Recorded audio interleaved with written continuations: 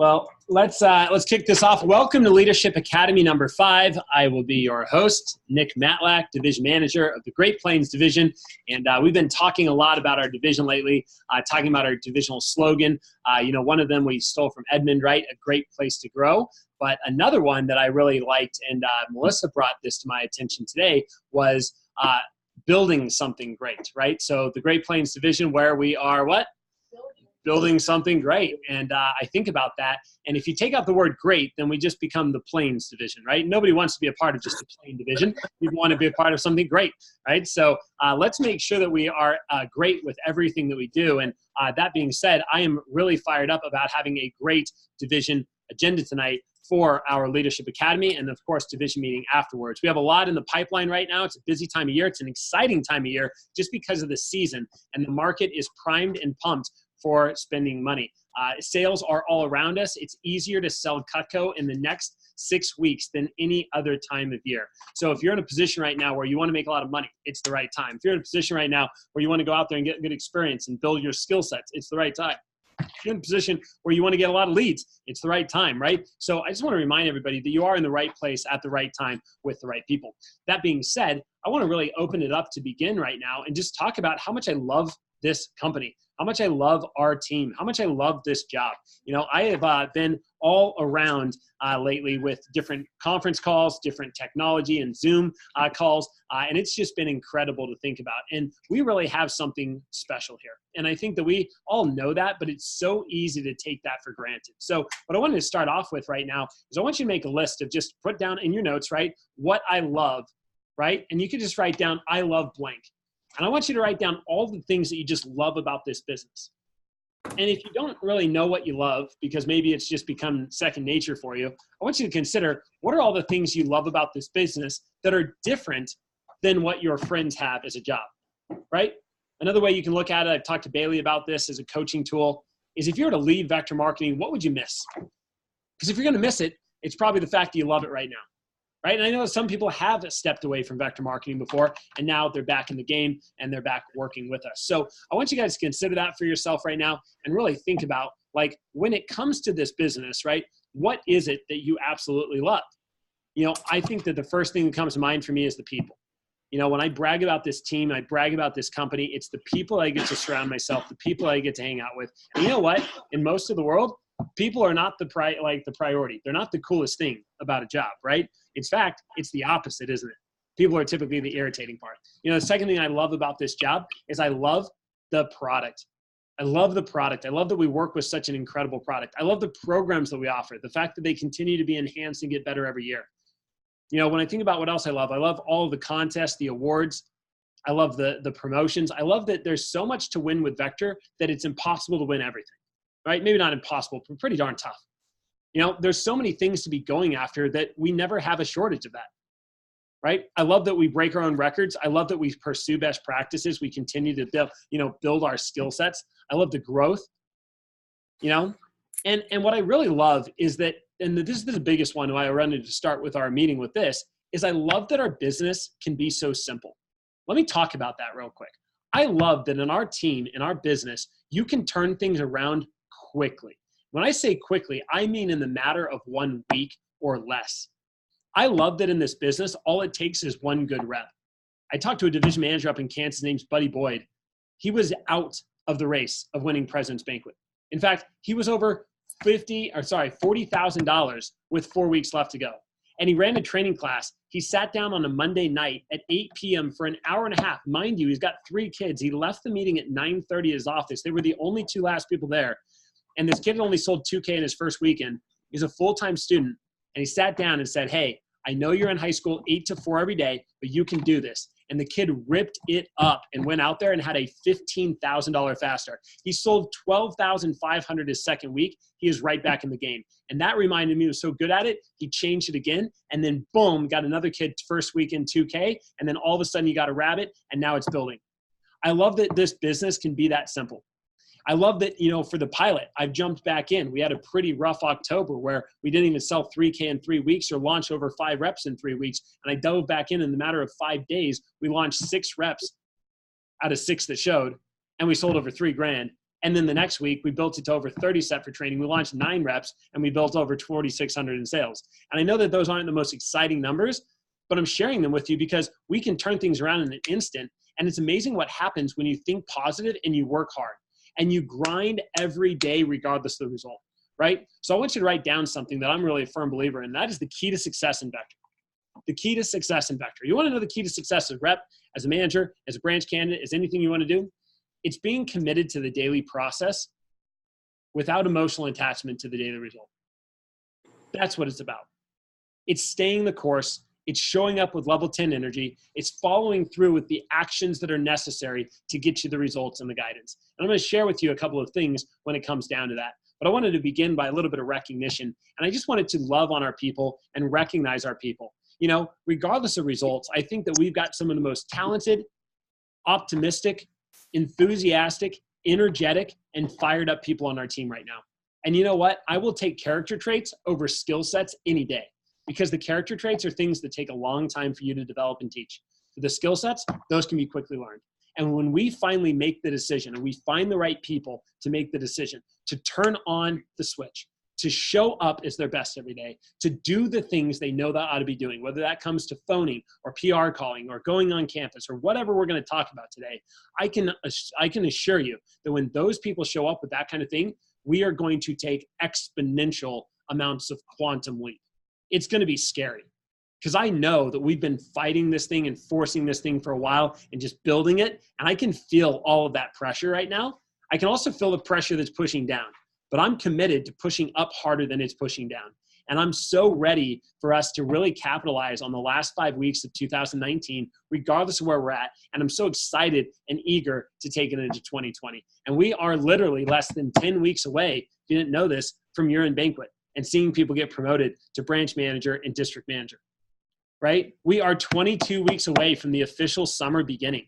The countdown is here, right? And I think about how right now we are 5 weeks away from one of the second, like in my opinion, the second best season of the Vector year. Honestly, I would even consider it being the first best season, and that is December and the January program, right? And if we do things right, I love this quote, the 1 month of hard work can pay for a full year of complacency. And I'm such a firm believer in that. And we're going to make that thing happen. We're going to make this thing a very exciting place to be. And we're going to set the tone, the bar, and the echelon for every year after this, right? Whether you're with us or not, for what it means to be a part of the January program and the direction we're headed. So I just wanted to kick it off with Kim thinking about that. And I want you to go back to that. When you have your bad days, when you have your frustrating times, when you have those calls that just don't go your way, or maybe a no-show to an interview, or something that just gets you a little bit bummed out, right? I want you to think about what are all the things you love about Vector. And it's not hard to find, right? I don't think there's ever been a time where I've been in a place so dark mentally that I couldn't find one thing that I truly, authentically, and genuinely loved about this company. You know, and I want you to go back to those things, right?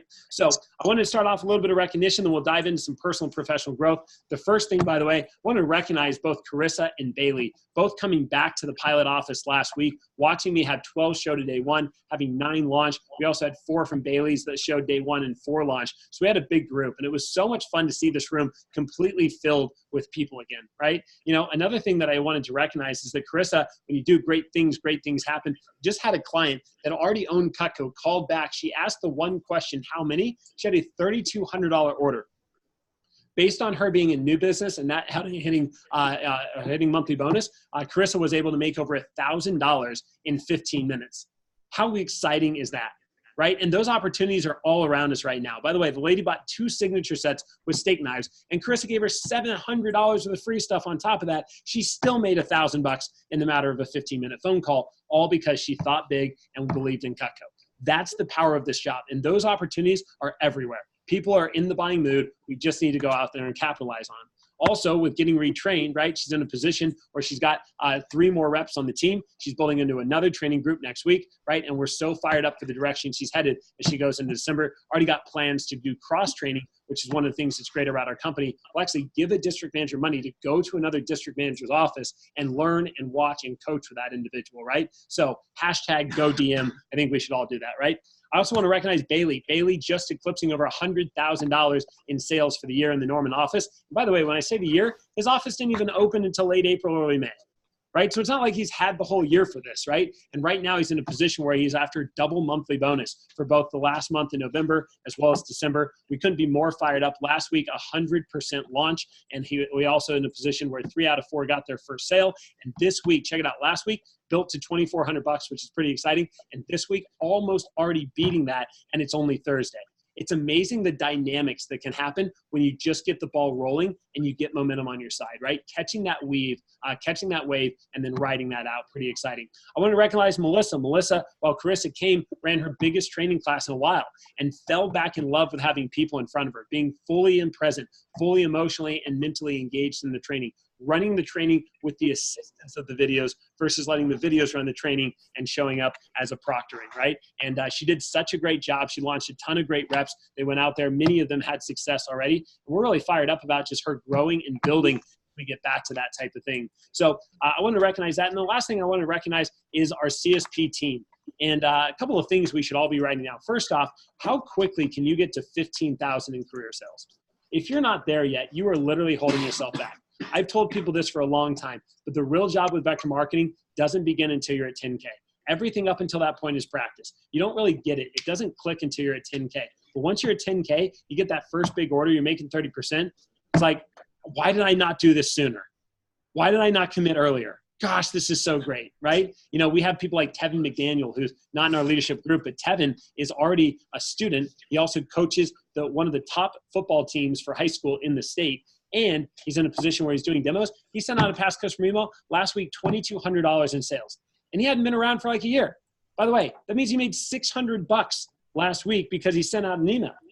That's the season we live in right now. It's so exciting, right? So how quickly can you get to 10K so you can capitalize on 30%? Then again, how quickly can you get to 15K so you can learn how to sharpen people's knives? And you can also, in addition to that, learn how to be a part of our events training. You know, I've said this for a long time, but last year we were only in about 109, 110 events. And those events produced over $1 million in sales. Now we're in a position where we have over 250 opportunities and events. And we literally are not in a position where we can go ahead and staff them. So we need more people. And I look at Rocky Mountain and where they're at. They've been building this thing for a while, but I just saw a photo. They shared it, right? And it was a photo of one of their events meetings. And they had 24 people there, and over 14 of them are CSPs. What does that feel like? What does that look like, right? When I think about what's happening right now, did you know that this year, based on CSPs, we actually have tapped more business this year as a division from our old reps than we have from our new recruits? And as exciting as that is, right, about that opportunity and how much money they're making, I think about how much better both sides can get. And if we want to take it to 3.5 million next year, we need to think about the fundamentals of that, right? A, nobody quits, right? B, we need to make sure we launch and deploy 10 new offices. 3, right? And C, we need to make sure that we fully staff those offices. And the last part of it is we need to have push period excellence. And we're doing those things, we're really taking to a whole new level.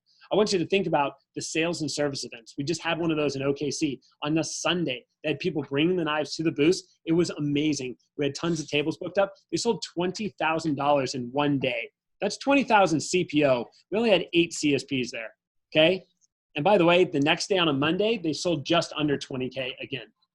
That's the power of getting into that program and the mentorship and the influence that they can have for you, right? So think about that. Consider it for yourself. How quickly can you get there? How quickly can you get plugged in? And for those of you that are already there, make sure you reach out, because right now we're trying to fully staff our mall, and we've got just under 30 days at the Penn Square Mall that we've got a booth set up, and Cutco's going to be on display, right? So people walking by and us making a major profit on that.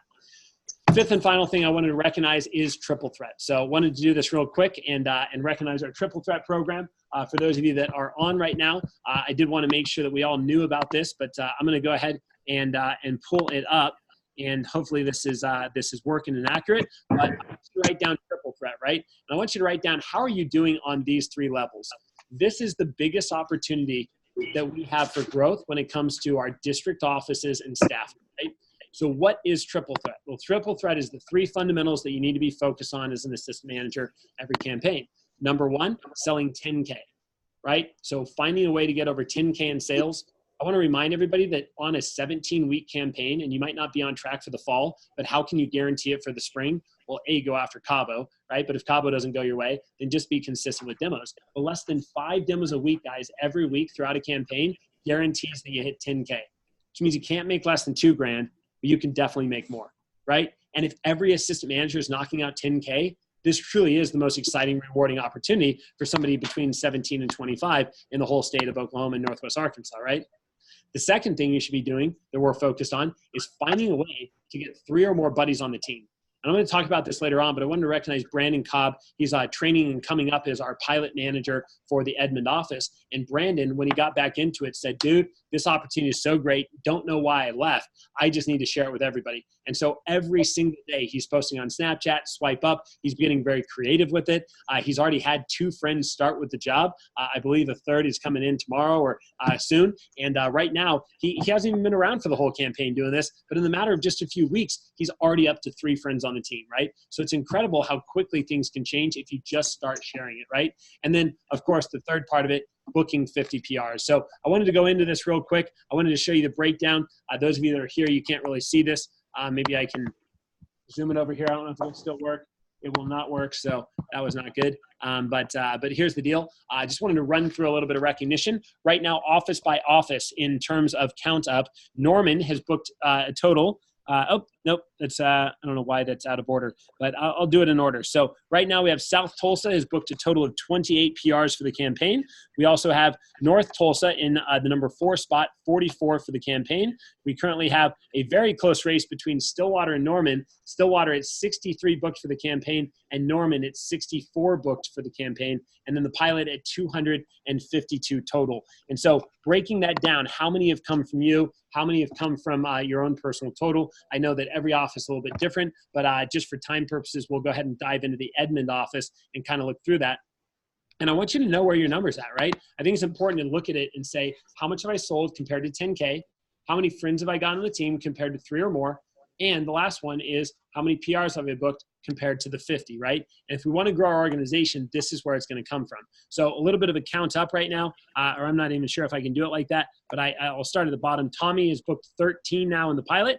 Myself, I've booked 7. Josiah's booked 5. Jerry's booked 10. And then Brandon Cobb, 21 booked. And Ayame pacing for that 50 mark, but 32 scheduled so far for the campaign. Olivia, you're at 7 right now with me, and Rachel is working on it. So just some things to look at as we build forward and start to move with that. Sound good? So again, check in on that. And what can you do to level up your influence? What can you do to level up your success when it comes to your future with our corporation? Sound good?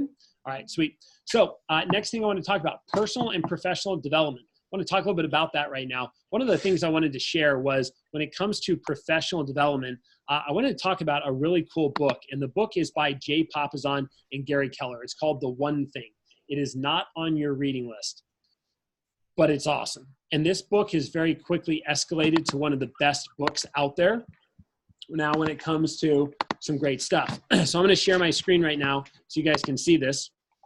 And you guys can go ahead and look over my the website that I pulled up, but the website is called theonething.com. And by the way, the number 1 is actually the number 1. It's not spelled out. So if you look at this, it says right up here, theonething.com.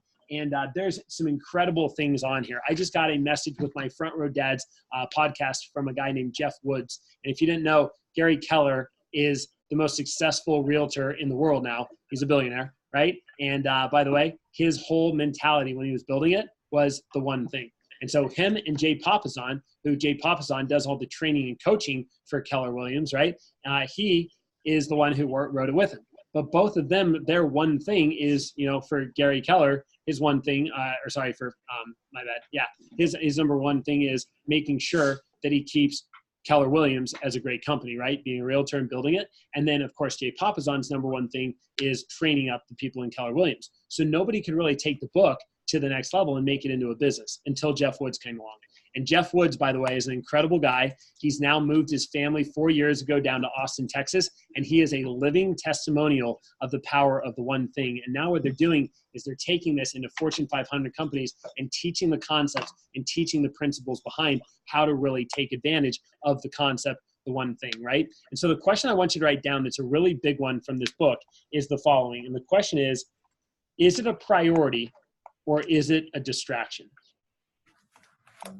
Is it a priority or is it a distraction? And I can't walk you through this whole book, but what this book talks about is how you don't have issues with setting goals. What you have issues with is your relationship with your goals. And by the way, if you have not read the book, right, The Total Money Makeover, okay, you should read that. And that's by, what's it? Dave Ramsey, right? Okay. And he also has Financial Peace University, which is a phenomenal course. But he says money is not the problem. Your relationship with money is. And I want to break something down and teach you a little bit about some personal and professional development. But when I think about this book, I think about the power and the understanding that comes from the book, The One Thing. It's your relationship with goals that's the issue. It's setting the goals and then not looking at them again. It's setting the goals and then not reminding yourself why they're so important and why you set them in the first place. It's setting the goals and then automatically giving yourself permission to let other things take priority over those goals. And these could be personal goals. These could be financial goals. They could be professional goals. They can be vector goals, right? But raise your hand if you're guilty of setting a goal and then forgetting about the goal, or setting a goal and then not prioritizing that, right? We all are. I'm guilty of that too. And I think that this is so valuable in the moment because why? Because we're going into a new year. And the majority of people, what do? Oh, New Year's resolution, new, right? Everyone's like, 2019, it's over, I'm past it, moving on, right? 2020 is going to be the best year of my life. We hear all these things and we see no follow through. And year after year, it's just the next year will be better. I'm going to set my goals. It's going to be different, right? And so what we need to improve is our relationship with those goals. He says nobody succeeds alone, yet most people try to. So what that's talking about is that there is accountability that needs to be had. So I think about this book, The One Thing, and I think about this exercise I'm going to show you right now. And really what I wanted to talk about was a little bit of the personal growth as well. And I wanted to talk about a really cool conversation, right? And the conversation has to do with your relationships. And so here's the deal: relationships with a person, relationships with your money, relationships with your goals, whatever your relationships are, right? Here's the question. And it's not even a question, it's a statement. The conversation is the relationship. This was such a big eye-opener for me because I think that everything's going great with Timmy. And then we have a conversation that doesn't go great. Or I think that everything's going well with my goals. And then I have a conversation with somebody about my goals. And yeah, that doesn't go so good. Or I think that things are making progress and building momentum with my finances. And then I talk to somebody about my money and that conversation doesn't go so well. So the statement that I just made, I learned from Jeff Woods today, and it was the conversation is the relationship. And I want you to really think about that. A, how often are you having the conversation? B, what's the conversation look like, feel like, sound like? Right? And how do you improve your communication with that relationship? It can be a relationship with goals, money, right? Yourself. How about that? How about the relationship with yourself? What's the most important person in your life always? Yourself. And also think about, right, what's your relationship with others? Those of you that are mentoring and coaching, you know, it's about, well, we say business is what? Relationships. Business is relationships. Well, how's the relationship really with that person if the conversation's not there? How's the relationship really with that person if you're not conversing consistently, frequently, following up, seeing how they're doing? Right? I just, man, when I hit that, I triggered. And I know nobody else is like on psh or nugget, but for me, that was the one thing I needed to hear today. And there's so many great things revolving around this book.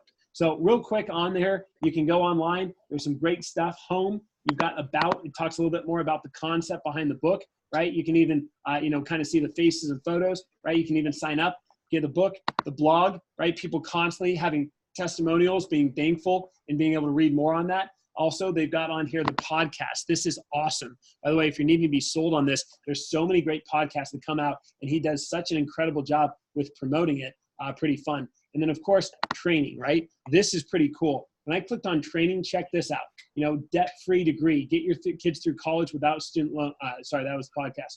When I think about this, the training, I think about exploring some incredible things, taking a 66-day challenge, right? Getting started with the one thing, right? Living life with a priority, right? I think about some of the other things that are in here. And there's some free training, foundational courses, master courses, things that you can pay for. But one of the ones that I really was excited about is over here underneath the free stuff and the stuff that you can sign up for, the stuff that you can get. I think we should all go here. And the thing that I already printed out, I'm going to be working on with Timmy, is right here. It's called Couples Goal Setting Retreat.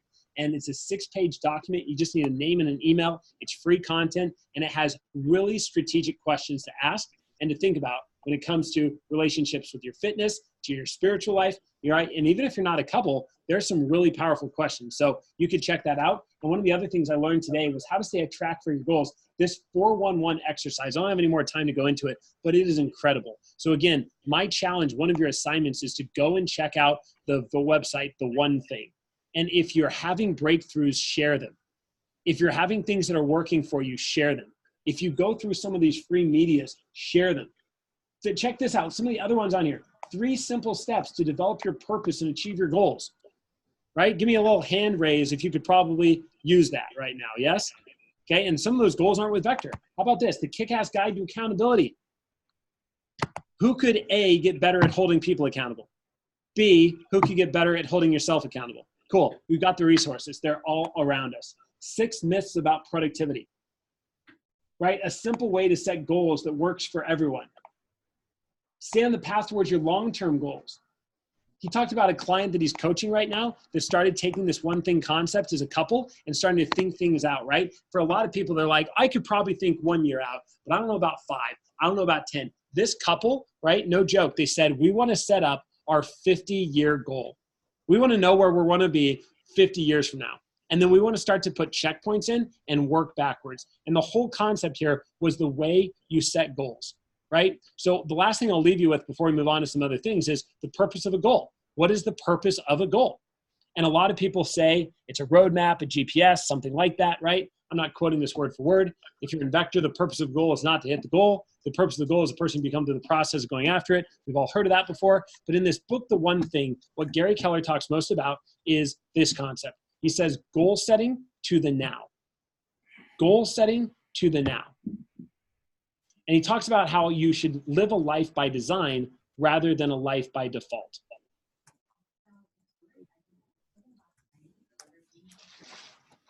So what is the purpose of a goal?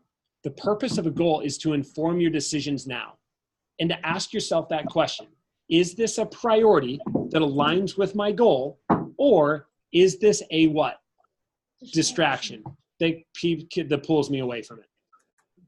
And I want you to start to listen to that, because if something is a distraction, then you don't have time for it. We have a very finite time on this earth. So take full advantage of that and own it as you move forward. Sound fair? All right, sweet. So I hope that helps, gives you a little bit of perspective. What I want to move into next is a couple of last things, and that is the 5 strategic anchors. We've been talking about this for a long time, but I want you guys to definitely have them down. And I want to make sure that these are fitting into every interview. They're fitting into every training. We're discussing these. We put some good work into making them and knowing what they mean. Now it's about making sure that we live them and we show them off as we build our corporate and our divisional identity, right? So number 1, commitment to growth. I want you to check in on that right now for yourself. On a scale of 1 to 10, bless you, how committed have you been to growth? And I want you to consider that for yourself right now, right? What does commitment to growth look like? If something's easy for you, it's probably not worth it. And if something's worth it, it's probably not easy. So in other words, when something's hard, that's a good indication that it's probably a good thing for you that's going to help you grow. Right? So how do you deal with that? When something's tough, what do you do? It's hard. Do you ask for help or do you run away? If something's hard, you just say, well, it's hard. Maybe I'll, maybe I'll come back tomorrow. Tomorrow I'll be better. Tomorrow I'll be ready. Right? And tomorrow becomes never. So commitment to growth, learning how to embrace growth, learning how to lean into it, learning how to say this is good for me because it's hard. And it's not always going to be hard. And you know what? You should keep doing it until it's not hard anymore. Because that's the way you know you got it down. Right? When something's not hard for you anymore, All right, awesome. What can we move on to next? But until that point, keep doing it. Repetition. Okay, number 2, right? People first mentality. Always putting people first. When I think about people first mentality, I think about what are we doing to make sure that our people are our priority? We talk about people before profit all the time, but do we really show up for them? Do we really live what we promote?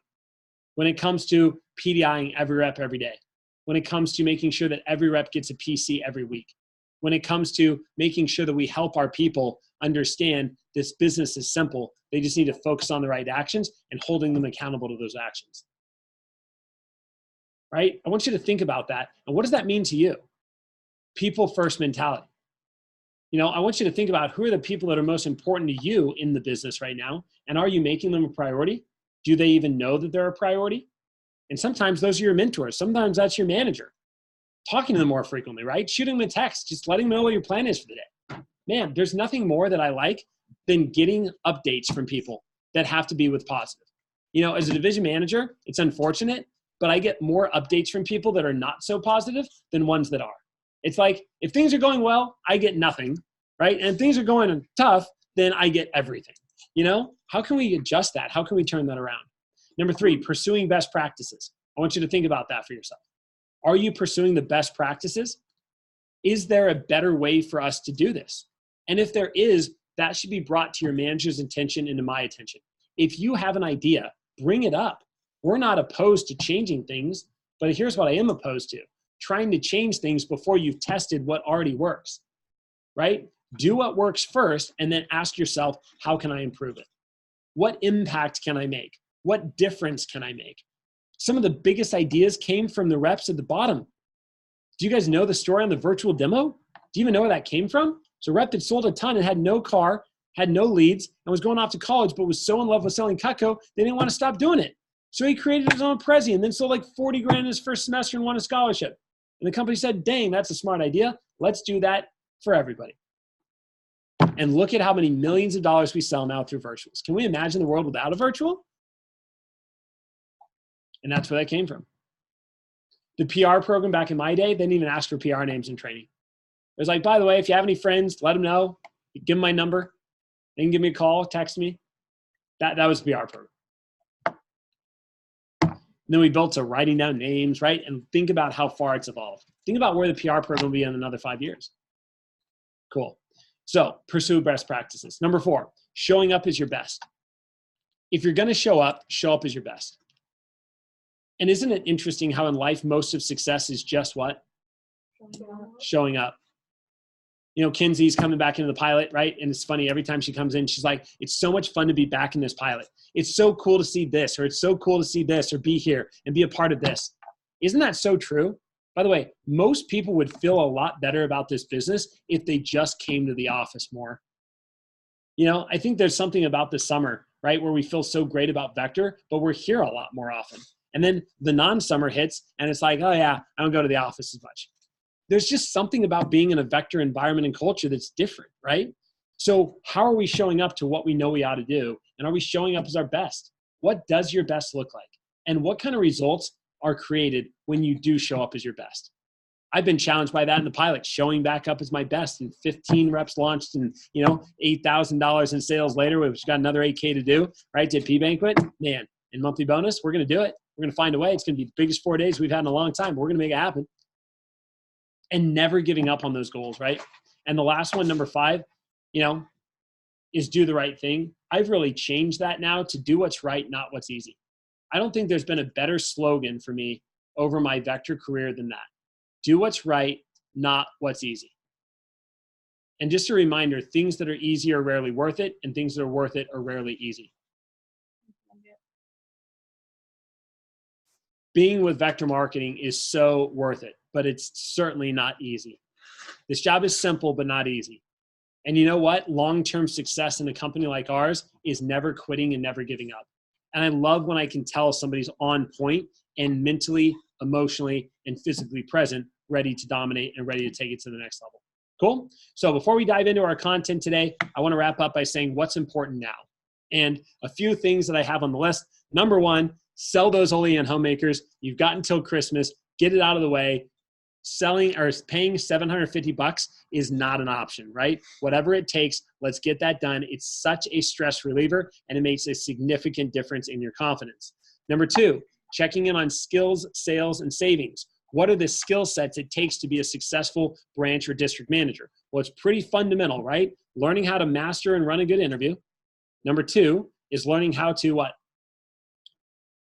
Have a good PR program and book PRs, right? And number three is learning how to manage and coach reps. And if you can do those fundamental things, you can run a successful branch. It literally can be that easy, okay? But that's the fundamentals. So I would think about with sales, where do you want to be at? Well, I would really encourage everybody to want to be at a position where you're at 10K by the time Cabo Push happens. And if you're already at 10K, how can you push after 30-30? You'd be surprised. You know, it's amazing what happens when you get one big order. I remember Kinsey this summer being down and out, not having a good start to her SE2 push, being frustrated, and then all of a sudden, one ultimate. And just like she couldn't stop talking, right? It's like, hey, I got to go. I know, but like one more thing, right? And she was just on fire. And then after that, it was like, I'm going to phone every day, all day, like I'm going to do the right things. Well, why do we wait? And again, Kinsey's not the only one, but why do we wait to get good results until we're, or why do we wait to put in good effort until we get good results?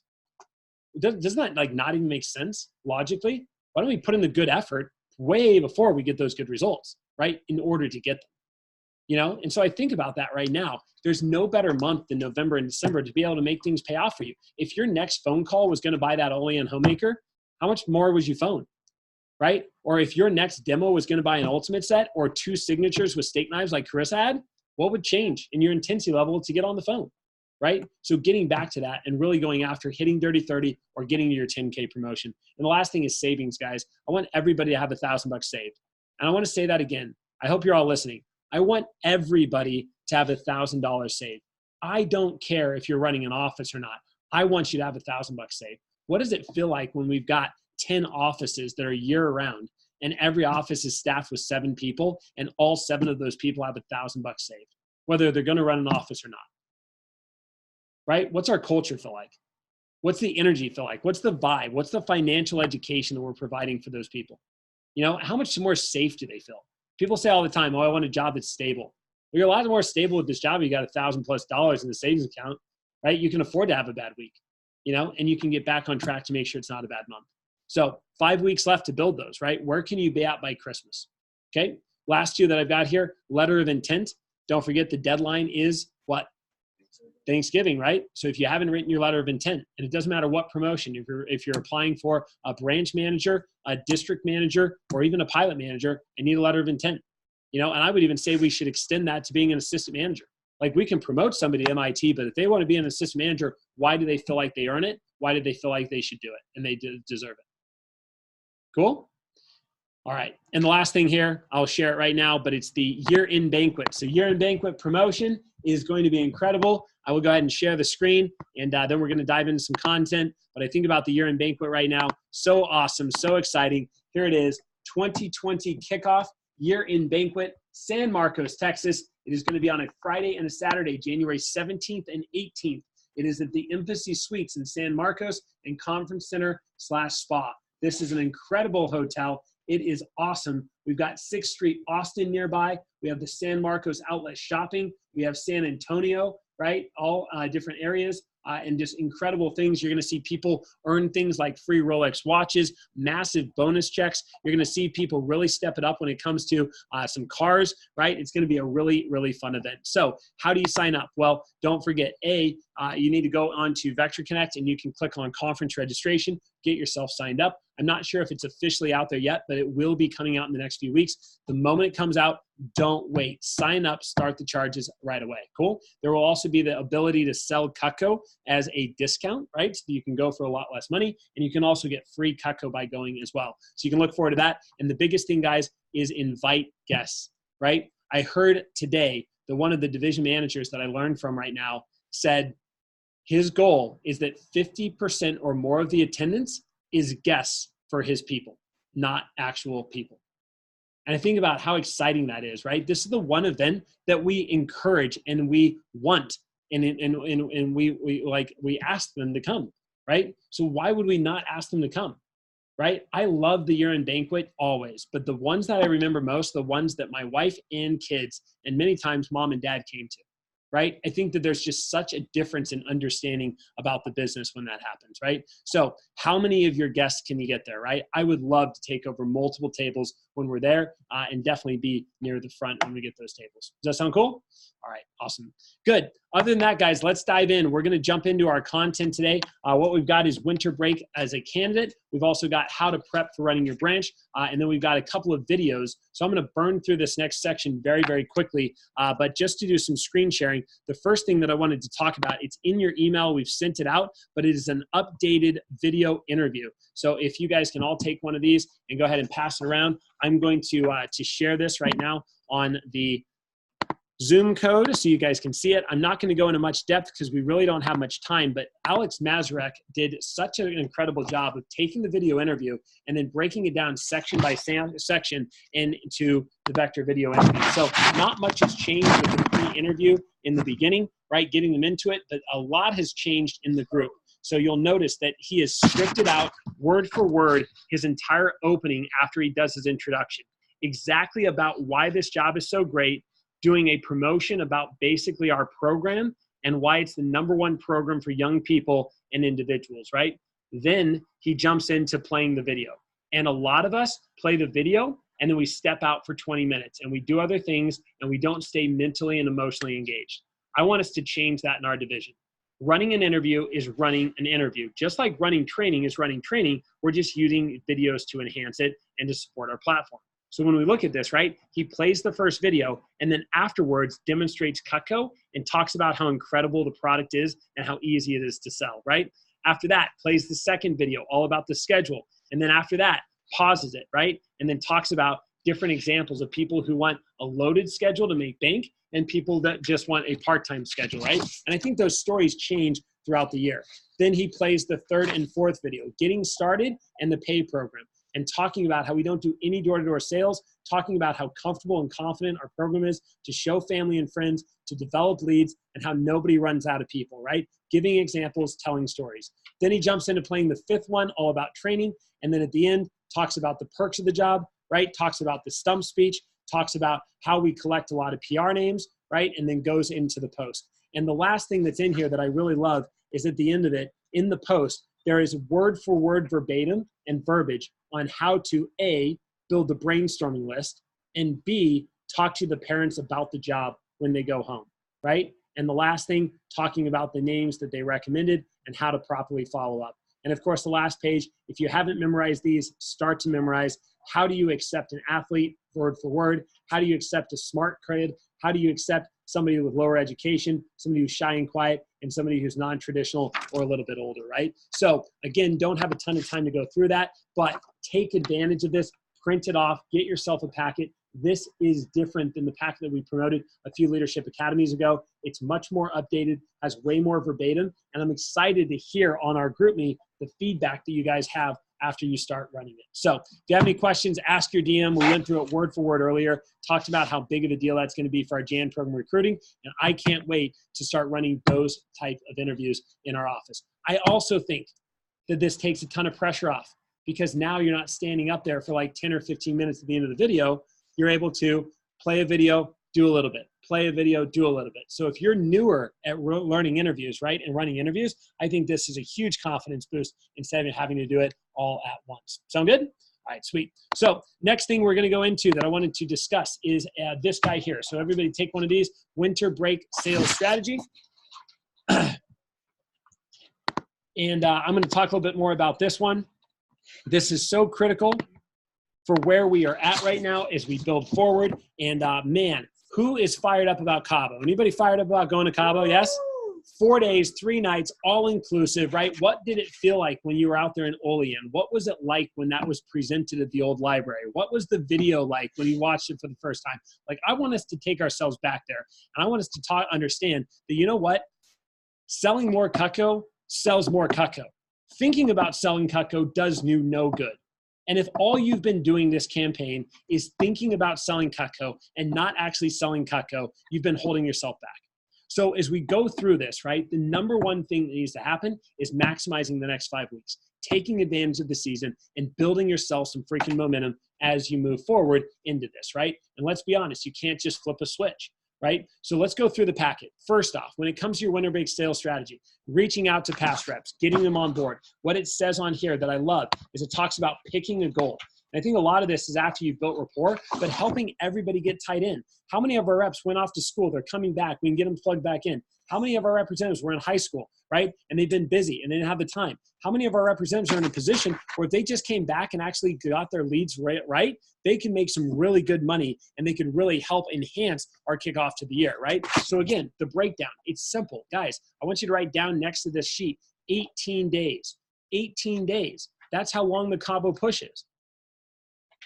So 12 sales is 20 appointments. That's like one demo a day, right? 24 sales, 30 or 40 appointments. That's like what? 2 demos a day?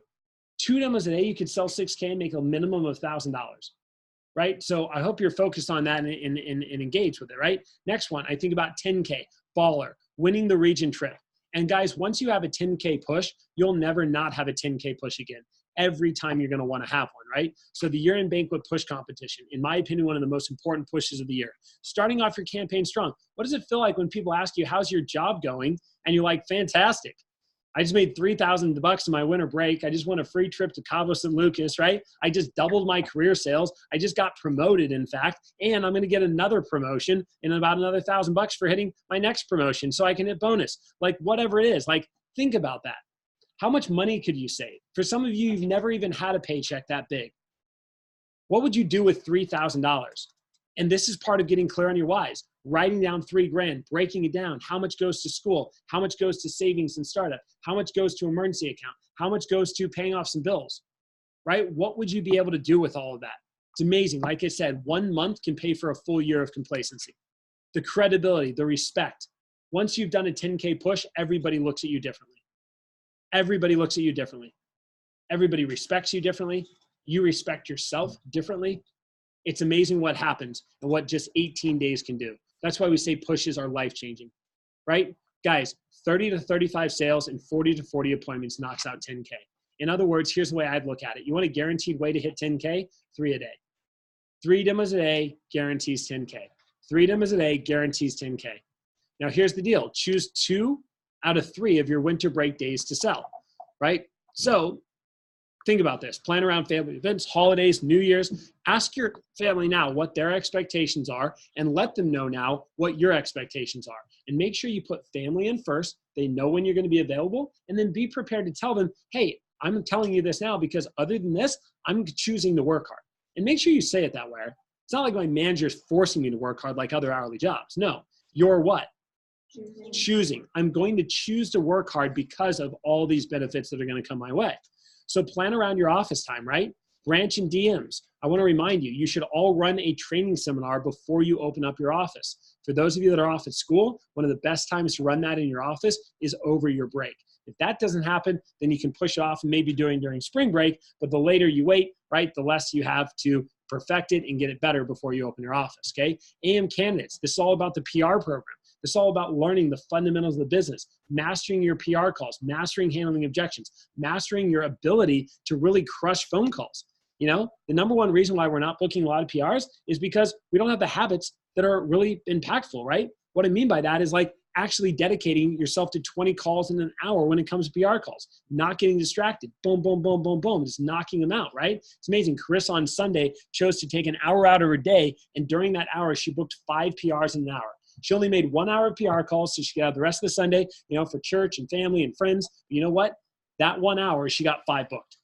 It's amazing what happens when you set your intentions and you just show up and get the job done instead of questioning it, getting distracted, thinking about it, or thinking why you don't want to do it, right? And by the way, you still have plenty of time for family and friends that you can make great money. So rule number 1, get a PC with your manager. Sooner the better, right? But the later you wait, the less time you're going to have to prepare on that PC and get yourself prepared. Cool? Let's talk about calendar for success. I want to talk about the call days, right? So do we know the push starts on the 31st, right? So starts on the 31st. Let's go through call days, right? December 21st through 23rd and December 26th. This is outdated. Last year we had this. That's because the push started on the 27th. This year, because of the calendar, not the case. The push doesn't start until the 31st. So guess what? You can truly spend the time prior to Christmas enjoying Christmas. Pretty cool, right? So take advantage of that time and let your family know that after Christmas is over, you're going to be doing a ton of vector stuff.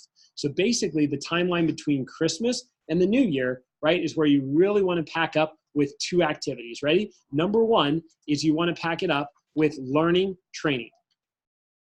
If I were a candidate, I would make it a requirement to show up and watch my manager run their big training seminar for the 26th and 27th or 27th and 28th. Okay, that is one of your last opportunities to see what it's like to have big time mass recruiting in the non-summer. Does that make sense? And we're going to build that training group big.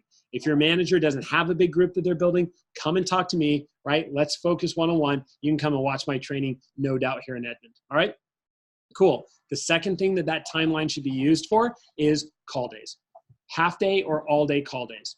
This is also one of your last opportunities to experience what it's like to lead and be a part of a massive call day before you go out and open an office. So I want you to think about this, right? The call days that we're going to be focused on is the 26th, 27th, 28th, and 29th, right?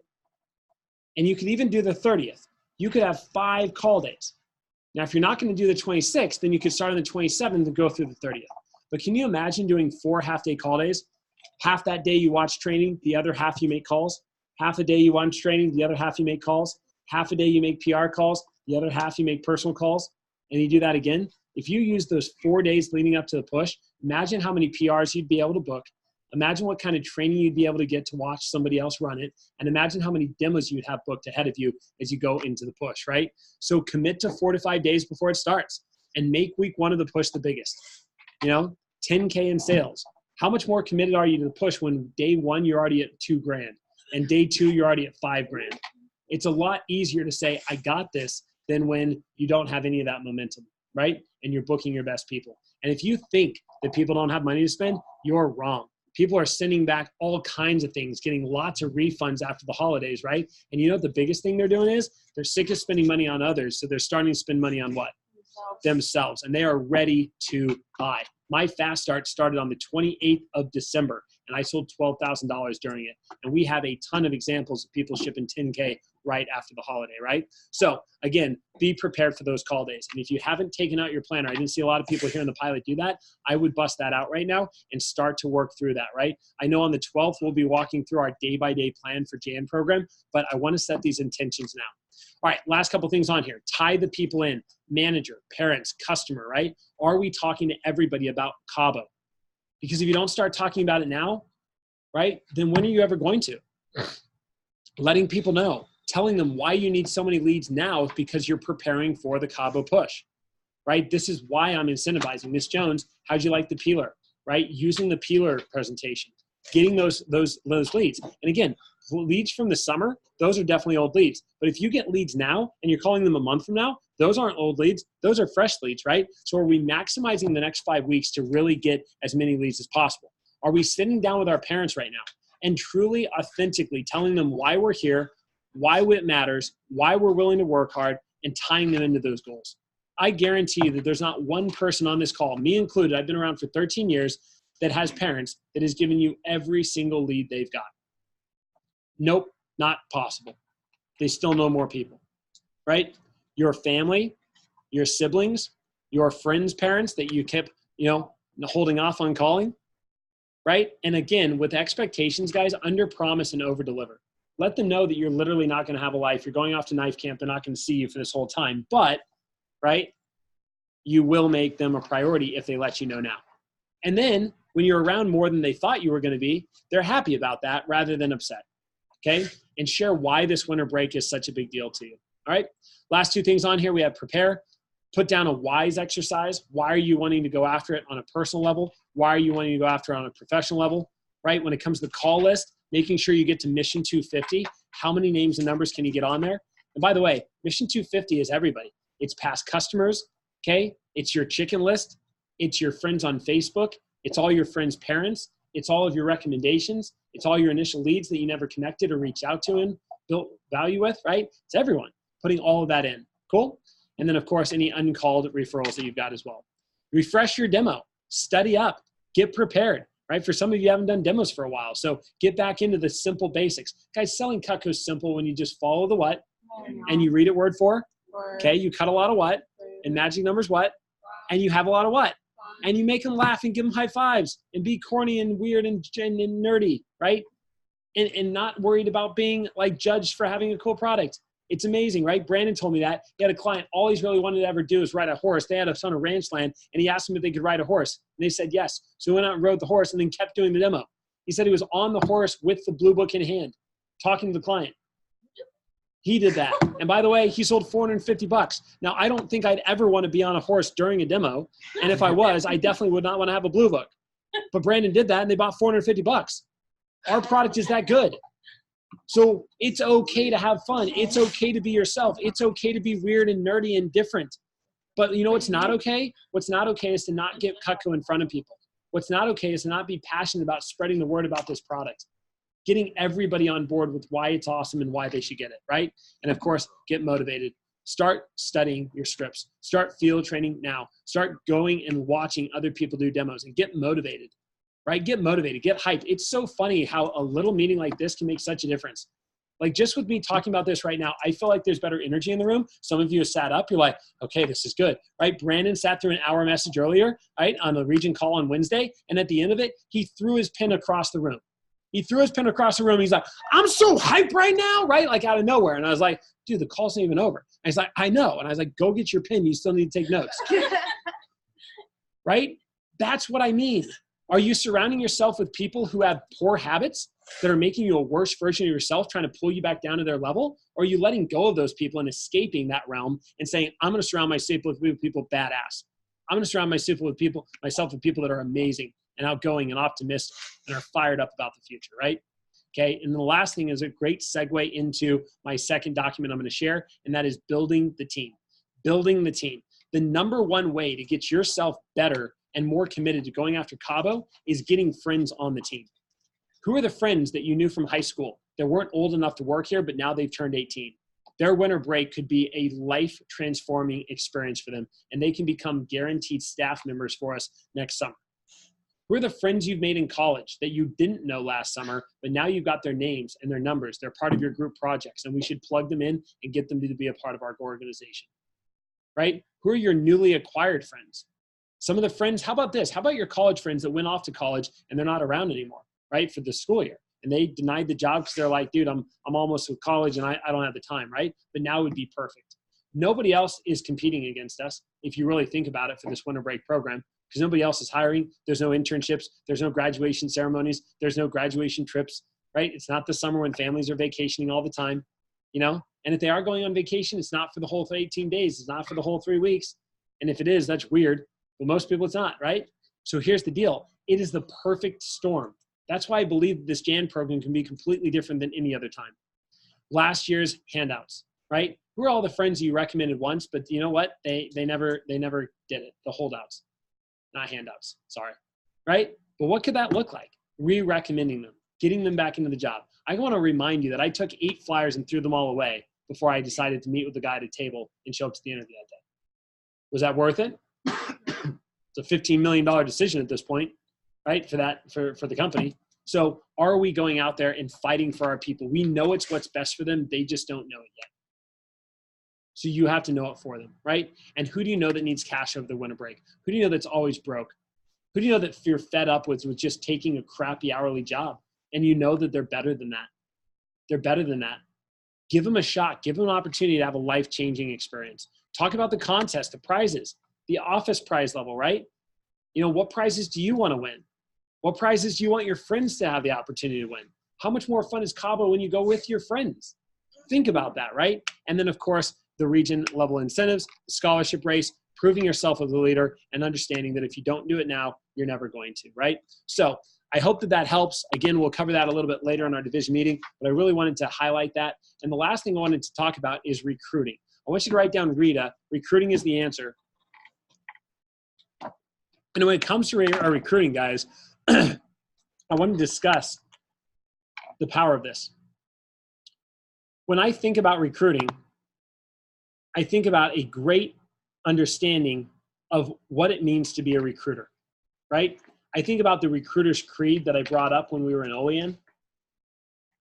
I think about when you're a recruiter, what that looks like, how you show up, and what you do with that knowledge and that excellence. And I really think about this document by Kevin Barth. You know, I was talking to Jason Flynn, who works at corporate, and our company is coming out with some incredible programs. If you didn't know this, right, when an applicant lives more than about 10 miles away from an office, the show percentage to interviews drastically plummets. And when I think about Oklahoma, over 30% of our population lives 10 miles outside of a city that we have a territory in, right? Or we could have a territory in. That's a lot of people. And when I think about the fact that those people never get the opportunity to even learn about it unless they go to a city, which they probably won't, because when you think about a job, it's something you have to go to every day. It's not something like this, right? We are missing out on so many possible applicants. Our company is now developing something they've already developed over the last 2 years called the Remote Interview and Remote Training Program. And I'm eager to get our company or our division on this. But here's the deal. We can't get on that until we master the fundamental basics. But did you know that there are managers right now that are at $60,000 for the campaign, and they literally have never had these reps show up to their office for an interview and never had their reps show up to the office for a training? It's all been remote. The reps don't have a sample kit. They use a virtual demo, and they present Cutco doing that, and they've sold $60,000. We just had one of those managers have a $12,000 week, and he doesn't even meet with his reps in person, right? And doesn't even train them in person. They don't even have sample kits. That's our program. That's the power of our product, right? But we can't move into that until we get the fundamentals down.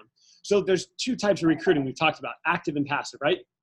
I want to talk about the growth recruits. I want to talk about the active sources. So when you look over this document called Systems for Recruiting, I don't know if you guys can see it. I'm having an issue. So I'm going to go to my view with this, and I'm going to zoom in.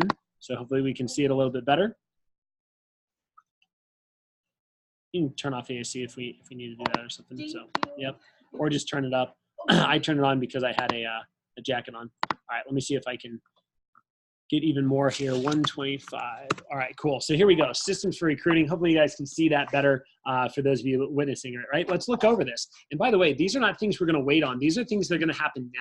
These are going to be things that we're going to take ownership of now, right? When I think about building this and getting our people moving forward. So systems for recruiting. Let's talk about the first one. Number one is PR blitzes, right? 2 blitzes every week, and they should be 3 hours long. Why 3 hours? Because here's the way I see it breaking down. The first 30 minutes is a kickoff, okay? Teaching, role-playing, getting into the right mindset, right? The next hour of it should be sending out how many messages? 50, right? I don't know which way.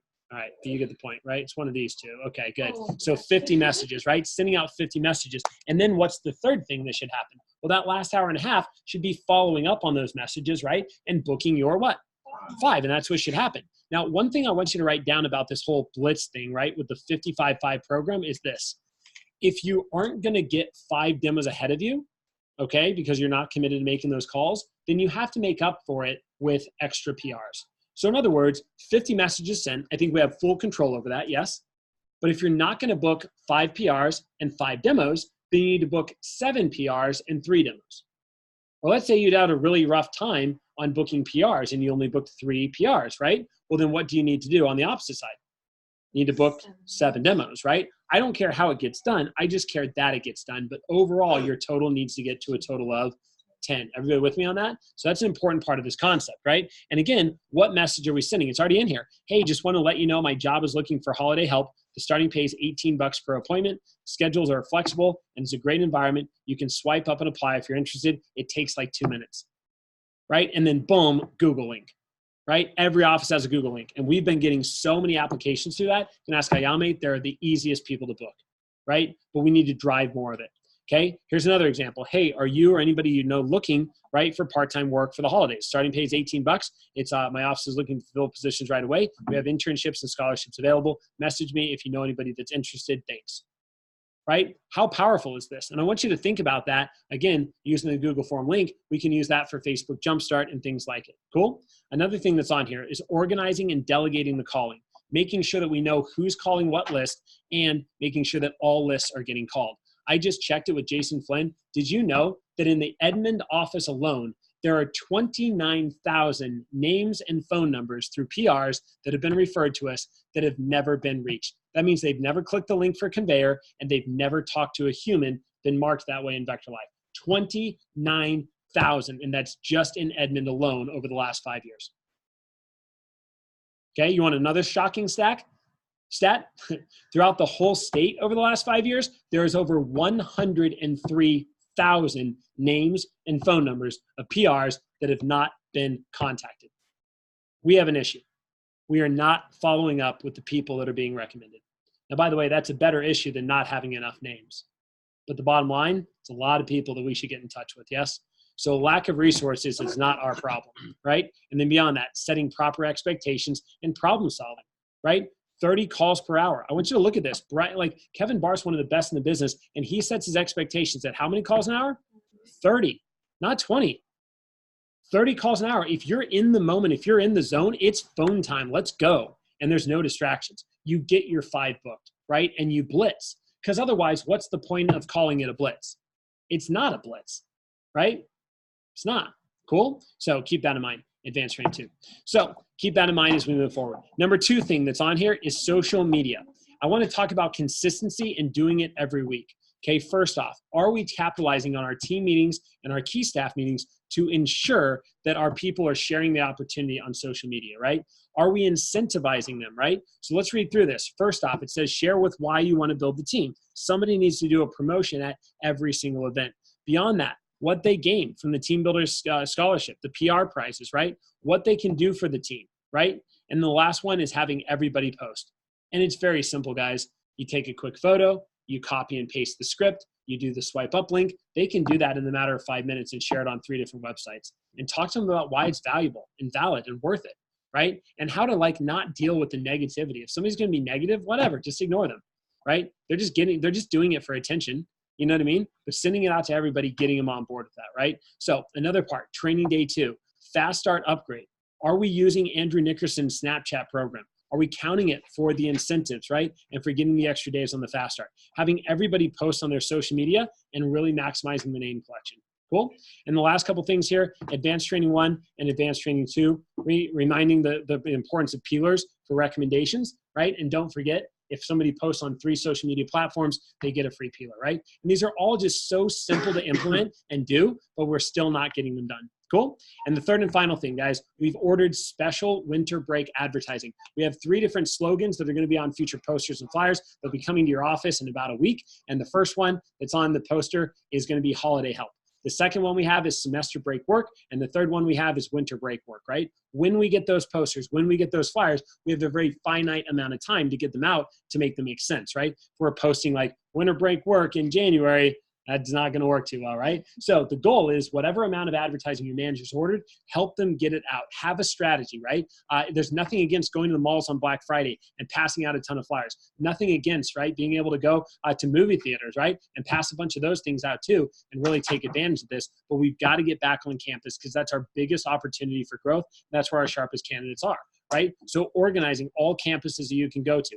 I want to go through the list. It says on here, colleges, tech schools, high schools, job fairs, right? Taking full ownership of that. I also think about organizing where your flyers and posters are going. Hey guys, we ordered 6,000 flyers. So we need to get $2,000 out at UCO. We also need to get another 500 out at OC. We need another 500 out at OSU OKC. And we need 10 people on our team to take a stack of 25 and try to hand those out during their class times, right? Like whatever it is, but find a way to make it happen. And then if we don't get to 6K, have a backup plan for where we can get extra out. Okay, putting a time into your schedule to recruit for the help, right? Immediately after the Thanksgiving break, people are now thinking about how do I finish my finals and how quickly can I start to relax, right? And we want them to have a job to look forward to. We want them to know that we have an opportunity where they can make anywhere between $500 and $3,000 or $5,000, right? Honestly, like we could have a kid that sells 20K. What does that feel like to have one kid sell $20,000 in their fast start? Right? Yeah. You put that kid on AM pay, right? District managers, that guarantees you Cabo, right? For everybody else, what a rabbit, what an example that all the veterans try to fight against, right? So this is also helpful for us. And the last thing is campus activities. What touch is the most high priority? It's things like tables, things like clipboarding, whiteboards, right? Getting the word out there, going online, posting on your social media sites, it's definitely powerful and worth it. Cool? So any feedback, I'll come up for air real quick. Questions, comments, concerns about the 3 most important active advertising sources and what it means to be an AM, to be driving recruits in our Great Plains division. Sweet. Well, I'm going to give you guys 4 keys to write down, then we're going to jump into some videos. And the 4 keys that I want you to write down. Number 1, right? If you really want to step up your game, right? If you really want to be in alignment with our 5 strategic anchors, here's priority number 1. Okay? Priority number 1 is hitting triple threat. And I already talked about this earlier, but I can't stress it enough. You got to knock it out no matter what, right?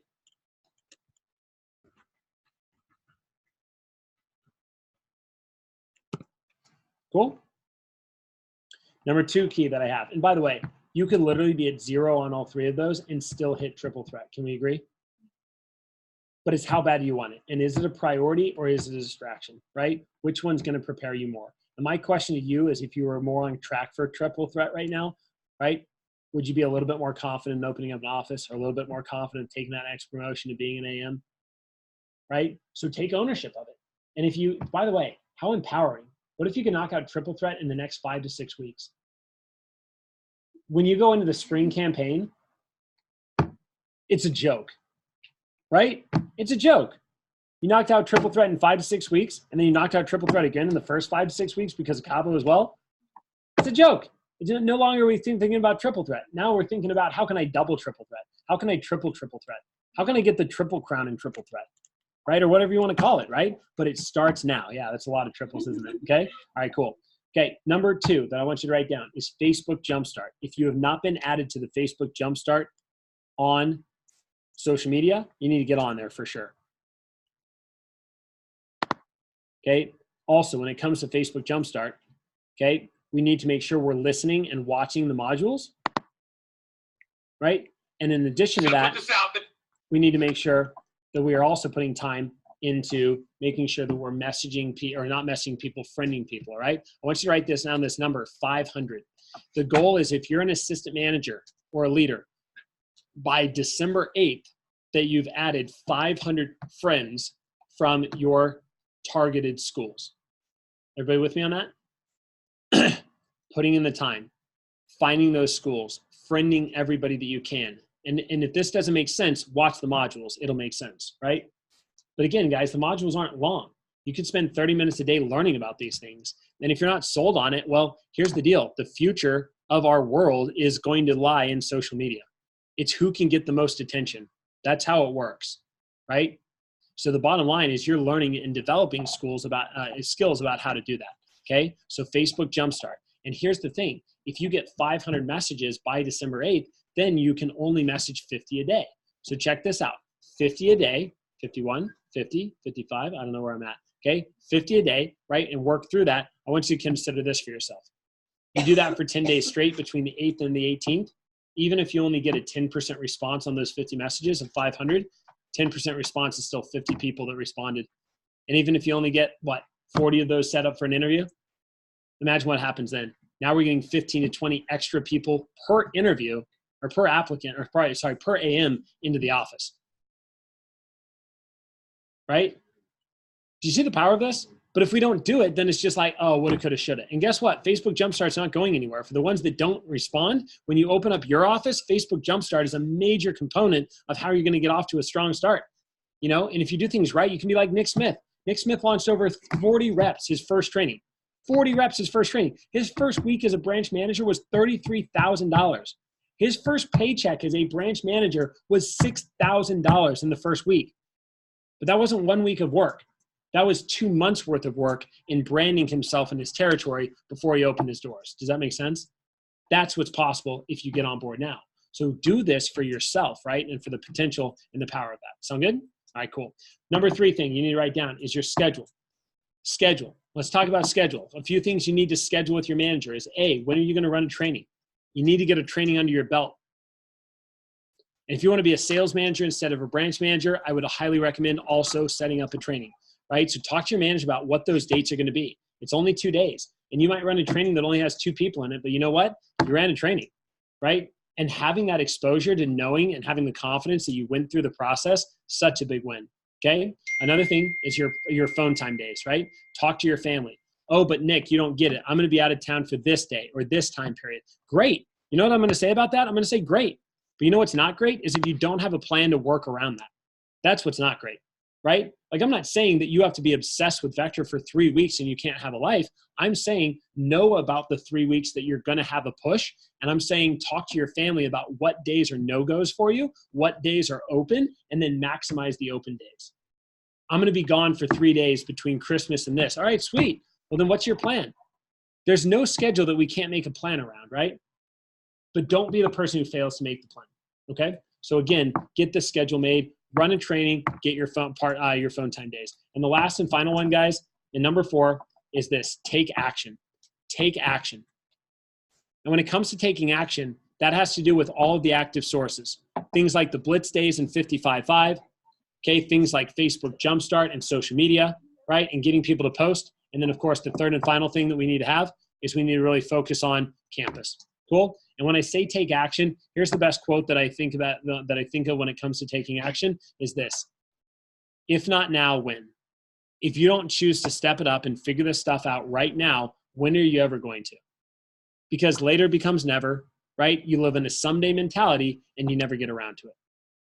Fair enough? All right, awesome. So questions, concerns, comment on some of that stuff. Anything that I didn't cover that you want me to share before we go into our video? All right, sounds good. Maybe I should not full screen this quite yet. All right, guys. Well, those of you on Zoom, I am excited. We are about to listen to 2 quick messages. One of them has to do with recruiting. The other one has to do with recruiting. So pretty cool, right? But, honestly, we are going to talk about the whole mentality with discussion. After each of the videos, we're going to do a round robin of what's your biggest takeaway. So make sure you're taking notes on this. And I know that other than DMs, you have not watched these videos yet because they're fresh from this year from SLC and they just recently got uploaded. Current DMs that are watching this, holy crap, take advantage of this, right? These are going to be so phenomenal. You're going to get a lot of takeaways and a lot of notes that you can write down. So first message we are listening to is by a guy named Brian Perlman. Has one of the most significant, fast rising groups of CSPs as well as divisions in the company. And Brian Perlman is just a champion on all levels. He has so much conviction and pride in what he does, and he's here to talk to you about Rita, and love is spelled R-I-T-A. So we're going to go ahead and jump on this.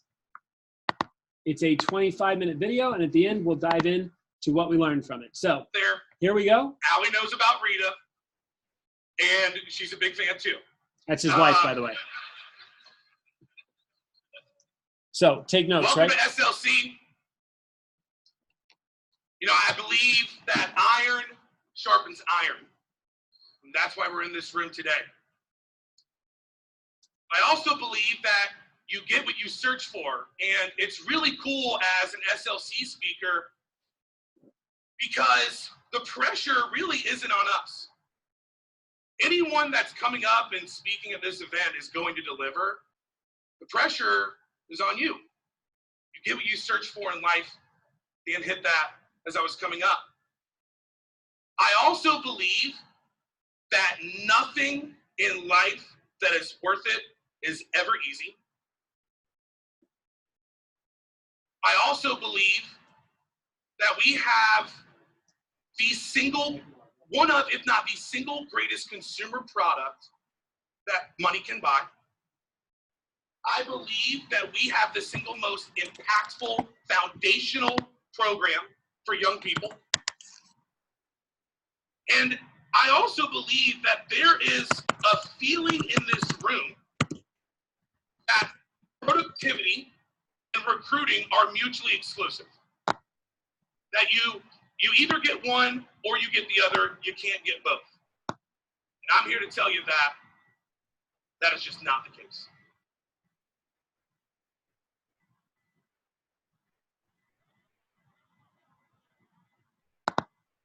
I also believe that much much of what people see on the surface in our behavior is dictated by the beliefs that we have below the surface.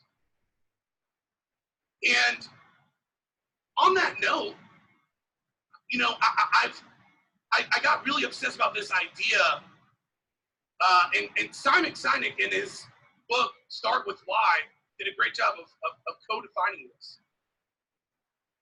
And what's really interesting is that all great, inspiring leaders in organizations, they think, act, and communicate in the exact same way. And it's completely opposite of how most people think, act, and communicate. Simon calls it the golden circle. Every organization on the planet knows what they do without a question. Everyone in this room knows what we do. Many people in this room know how we do it. Systems, programs.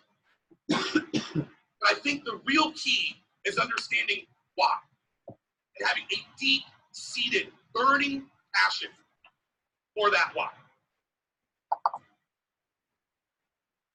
The great thing about this is that this is not opinion, it's biology. Not psychology, biology. If you look at the human brain, there's three main sections. The neocortex is our newest brain, and it's responsible for things like analytical, rational thinking, and language. Our limbic brain is responsible for feelings like trust and loyalty. All of our human behavior and decision-making, it has no capacity for language.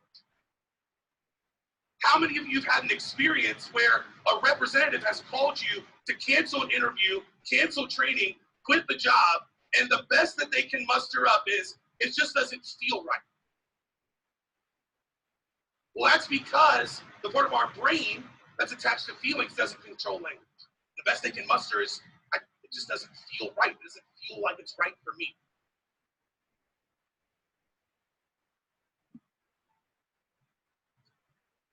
See, inspired leaders, impactful leaders in organizations think from the inside out. In Start With Why, Simon Sinek talks about people do not buy what you do, they buy why you do it. The goal is not to attract people who need what you have, but to believe what you believe.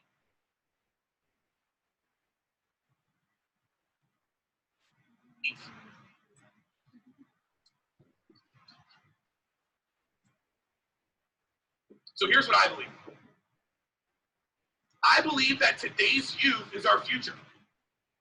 And that the traditional path of go to school, get good grades, get an internship, get a job when you graduate, is leaving soon-to-be college graduates unprepared to thrive in the new economy, condemning them unable to contribute to their communities, their families, and their vocation in the manner they passionately envision for themselves. That is the why. And that is why I know for a fact that recruiting is a privilege. But I have to say that I imagine there's a percentage of people that feel like it's a duty or it's an obligation. I know it to be a privilege. Recruiting is a privilege. Because when you have a young man like Louis Esposito, who didn't even hit Dirty 30 for the summertime, worked with me for a handful of weeks, and you get this type of text 4 years later, I know the recruiting is a privilege. I know the recruiting is a privilege because of young men like Joseph Koss, whose mother was an immigrant to this country, who grew up in a single-parent household, who recently, through his DM opportunity, through his sales rep opportunity, was able to save enough money for him and his brother to just purchase their mother's home. That is a privilege. But is it being treated like that, fostered like that, by every single individual in this room? My objective of this message is coming out of it, that is what happens. Because recruiting is a privilege. And when you look at things in that light, as a privilege versus an obligation, versus a duty, the way that you operate changes. Recruiting is a privilege. Tell you what, recruiting is courageous. When I think about recruiting, I think about the fact that it takes guts to take someone from the school that may not be the best, the background that may not be the best, who may not have a car or a driver's license, and teach them to be highly successful selling Cutco. Is it that they're not good enough to sell, or is it that you're not good enough to train them? Nugget. Because recruiting is courageous. And I know that because of people like Isabella Valdez. The three young ladies in this picture are going to be three of my top branches in the summer of 2020. What's really interesting about this is if you look at this, these young ladies have amazing energy. You can tell they have confidence. But each and every single one of these young ladies was so introverted when they walked into my doors. Isabella on the far right, she was my dom this summer. She did not speak more than one full sentence to me at a time for maybe the first 4 to 5 weeks that she worked with me. Alexandra and I have gotten really close to her parents. They're Catholic. We go to the same church. They're great people. And when I have, someone like Ana Valdez Aldana, Isabella's mom, coming up to me and just, she cannot stop spilling over with how proud she is of Isabella, with how much growth she's seen in her. That young lady has courage. Ana in the middle is pre-med at UVA. She shared a great story with me recently where she went back to school, UVA's, top public school in the country, great school. And she was asking her friends what they did over the summertime. And as she went back and forth, there was a particular one of her friends that just burst into tears, freaking out. She's like, "You're going to get into med school. I'm not." But this is a young lady who would have been mortified to speak at my TLA. And on Saturday, crushed her drill for skill in front of 40. Recruiting is courageous.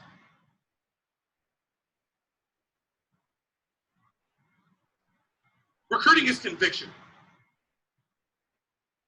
Conviction is deeper than belief. A couple years ago, I talked about the power of conviction. And the idea that this is where belief lies, and that this is where conviction lies. Maybe it's my background, maybe it's my upbringing. Maybe it's the fact that I didn't grow up with much. I had an opportunity to make unlimited income based on my effort, based on my work ethic, based on my skill development. I took full advantage of it. Maybe for me, it's that it was a life-changing experience. But my guess would be that every single person in here would talk about their experience with Vector in the same way. This is Patty. Patty launched out of training 2 weeks ago. See, it takes conviction to recruit. You know why I know that? Patty doesn't have bottom teeth. She's 58. She doesn't have a car or a driver's license. And I met her as I was walking into training. She was smoking a Black and Mild in her car. Patty just knocked out her second promotion. Because recruiting is conviction. And I believe that Cutco is the easiest product on the face of the planet to sell. I believe that you don't have to sell Cutco. I believe that people don't buy Cutco, they buy your enthusiasm and your belief. I believe that people don't buy that set of knives, they buy the fact that you genuinely believe that they should. Recruiting is conviction. When I think about people like Patty, and how many more Patties there are out there that are being screened out See, I know some of you in the room are thinking, oh, I would have kept her too. I would have trained her too. She would have sold $3 grand too. I've seen y'all's kept percentages. I know that she would get screamed out in 80% of the offices in this room. $3,000 her first 2 weeks. She'll hit 30-30 this campaign. No doubt in my mind. Because recruiting is conviction.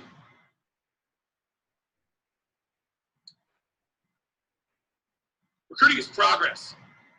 You want to move your organization forward? You have to make a decision to recruit. In 2014, I restarted my office over from scratch. Some of you, a couple SLCs ago, heard the story of me being evicted from my office the day after Christmas in 2013, not having an office for 4 months, going to the company trip in 2014 in Panama, on my way out. Like, my internal dialogue was this: no one would blame me. They would all be like, yeah, that makes sense, that timing. Recruiting is progress.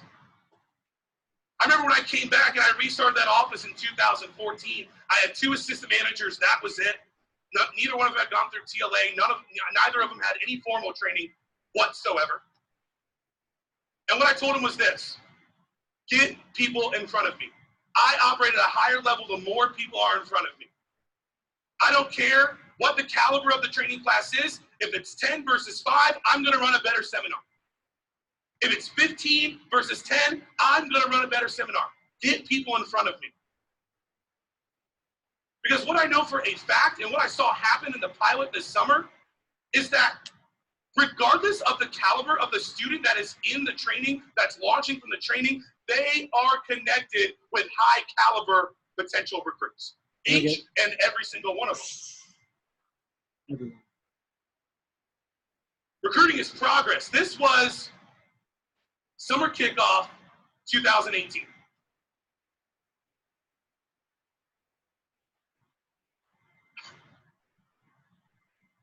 I remember thinking, what have I gotten myself into?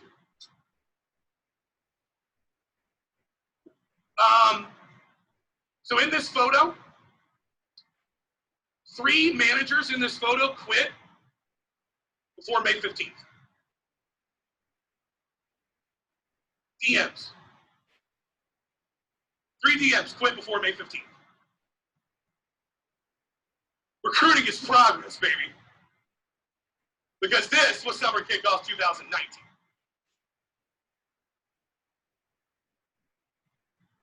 And when I think about, like, how gratifying that photo is. 95% of the people in this photo retain. In this photo, there are at least 10 branch letters of intent. Recruiting is progress.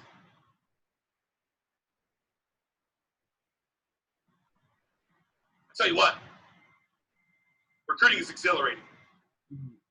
You know, I think people get enamored with the training pop, right? You know, and that's the exhilarating part. When they launch out of training, they're on those first 3 days for the demos. The PDI line is blowing up. The demo tracker is just insane, right? I think a lot of people view that as exhilarating. You know what I think about what's exhilarating?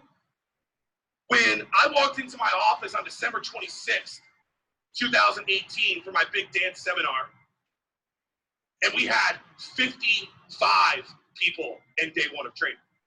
You want to talk about exhilarating? It's not exhilarating to get the training pop. That's a foregone conclusion when they're in front of you. At least it should be. When they're in front of you, that's a foregone conclusion. That's not exhilarating. What's exhilarating is the process of getting them in. If all you're looking forward to is the destination, you're not really enjoying the experience. I remember going to Drew Frank's office in 2015. I remember Drew said, hey, Kathy and Danny and me are getting together for a mastermind. You should come. I was a DM still at the time. I'm in. I'm so in. And I spoke at Drew's staff meeting. I walked in, And as I was walking in the office, the first thing I saw was the mural to the left. And you see 2007, 2008, whatever it is, 2009, 10, 11, 12, 13, 14, 15. But here's what's interesting. Do you see where they started writing the numbers?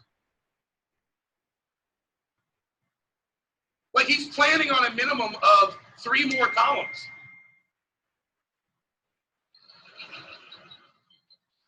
So yeah, we'll start to the left and work our way over. That's exhilarating. I remember walking in and seeing the silver, and this was like, by the way, this was only part of it. There was some on the floor, and Drew shared a story where the summer shelf broke and 4 came crashing down. You know, hashtag Drew Frank problems. And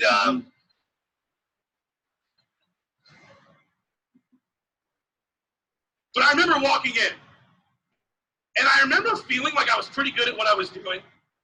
I remember at this point, I think I had a couple silver cups, but then I walked in and I saw that.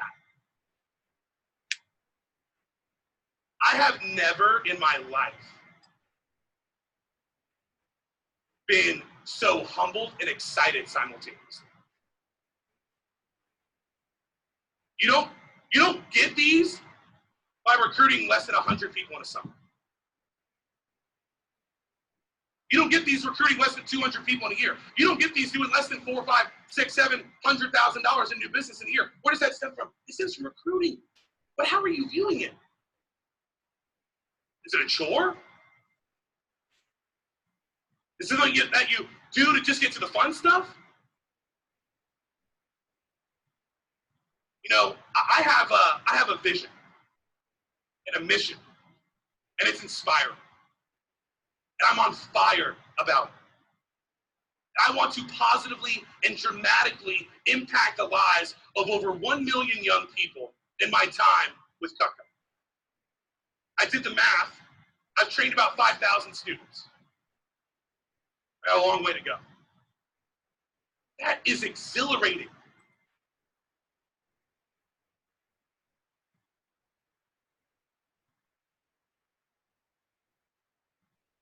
Recruiting's culture. I remember when I took over as a DVC, I made a decision that I wasn't going to focus on things like systems and programs initially. What I was going to focus on was culture. And by the way, culture doesn't change when the coach tells players, hey, that's not how we do things. Culture changes when players tell other players, hey, that's not how we do things. Nugget. So I decided to lock arms with 2 of the gentlemen that are in this room right now, Andy Noggle and Zach Miller. I decided I was going to remove I had no lens, I had no filter.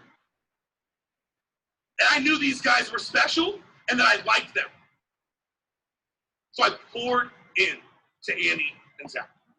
I poured in to Joseph Koss, who at the time was my PSM. And I remember at one point thinking, this isn't happening the way I thought it was going to. I'm like, where's this push culture already?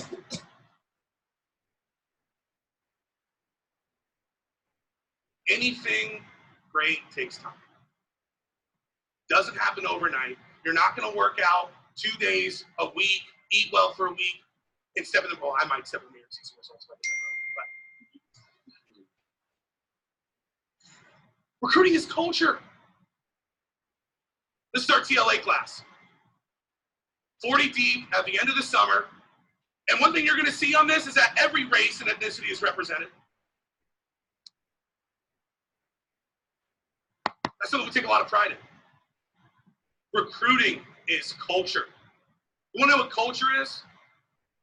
When you run a divisional event for 150 people deep, and it has SC2 type energy.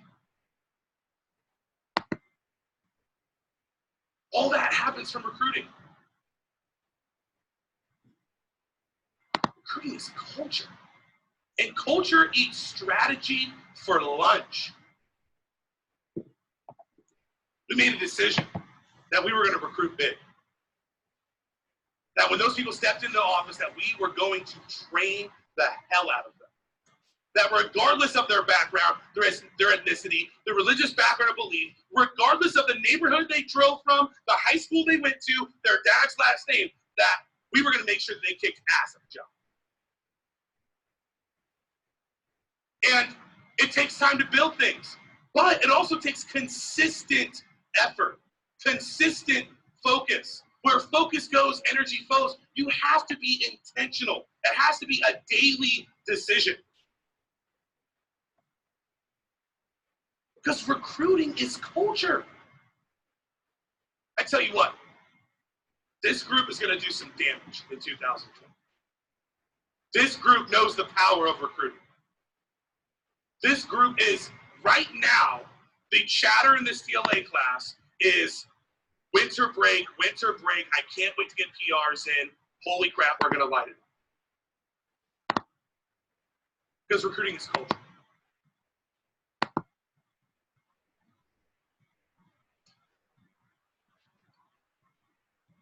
Why, how, and what? It's really, really easy for us to try to recruit and focus on our effort and everything on the how. And you know, listen, you're gonna get a lot of the how over the next couple days. You're gonna get a lot of the how from people like Trey Ketchum and Kathy and Alex. You're gonna get a lot of how. I'm just here to tell you, I really believe deeply that if you latch onto the why, that the how will present itself. When your why is strong enough, the how presents itself.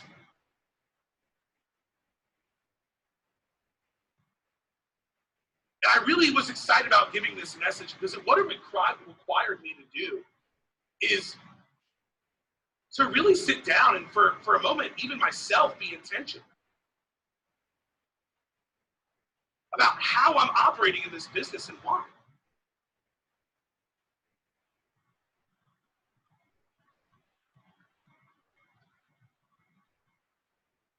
If you recruit people who need a job,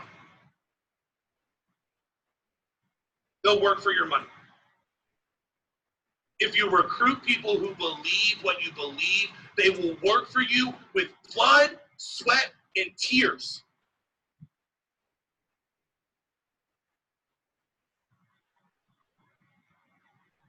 So again, I believe that today's youth is our future.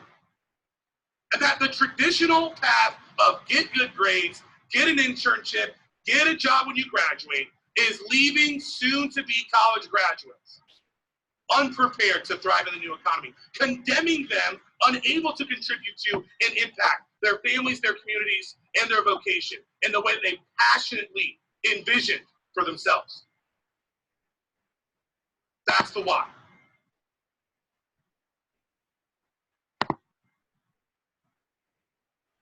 I teach college students how to effectively lead themselves and positively influence other people.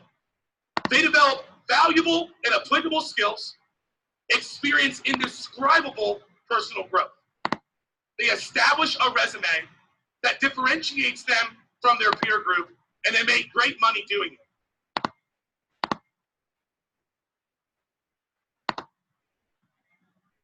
You just happen to sell knives. Get a summer job. Inside out.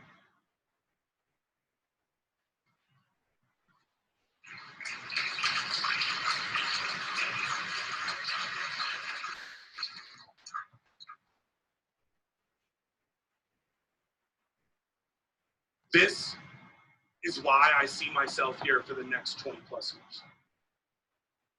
This why. I believe the world needs us. I believe that every industry in this country is starving for leadership. I believe that young people are our future. And I don't believe that the professors at their universities are quite as passionate about their development and who they develop into than the people in this room.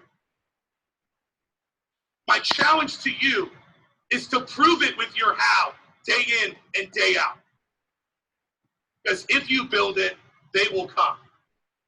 We just happen to sell knives. But the why is so much more important. Thank you very much. All right.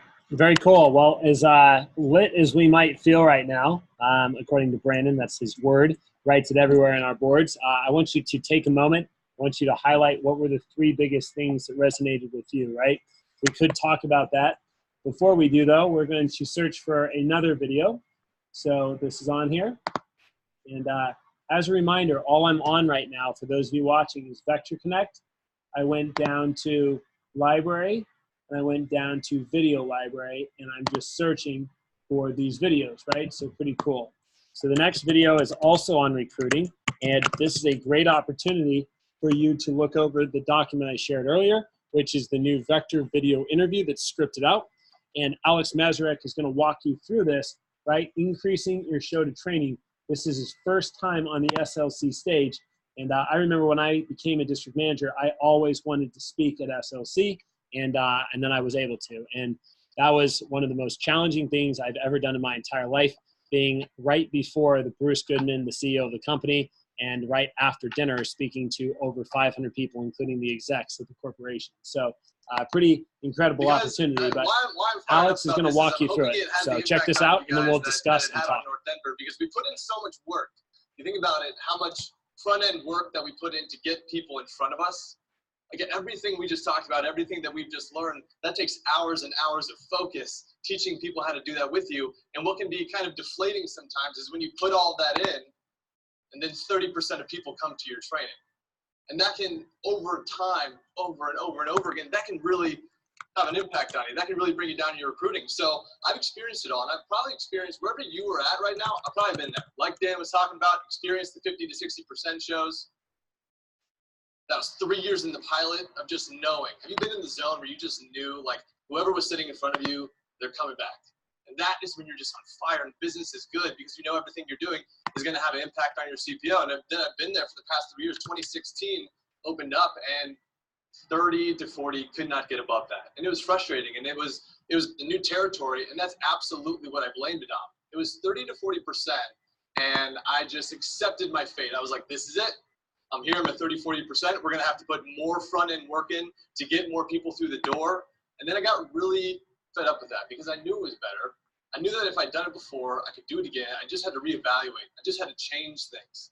I was kind of embarrassed by that show because I lost so many great people. I had so many just absolute killers come into the office and then not come back. And that was frustrating to me because I knew what I could do with those people. I knew that the impact that I could have on their lives was. So I wanted to change that. So I did. I'm going to cover the things today. I feel really strong about these. Because what's interesting about our interviews, regardless of what you run, whatever your interview style is, we all say the same things. We tell them what the job is, right? We give them all of those details, and that doesn't really change across the board, but there are some intangibles that you've got to do. And sometimes you got to do them with a lot of power, a lot of prowess for them to be understood effectively. So I'm excited to share what these things did for North Denver. I'm excited to share with you today. So let's go ahead and dive in. There's some goals of the interview that we have. The first goal is to create confidence. It is confidence in multiple areas. Confidence in you as a leader. Why should they follow you? Why should they trust you? Why should they trust you as the person that's going to lead them in their next endeavor? Confidence in the program. It works. Confidence in the team that they might be joining. Is it a BA team? Confidence in themselves that they can do the job effectively. And what I'm going to end with today is the confidence and the ability to go home and talk with their parents about the job the right way.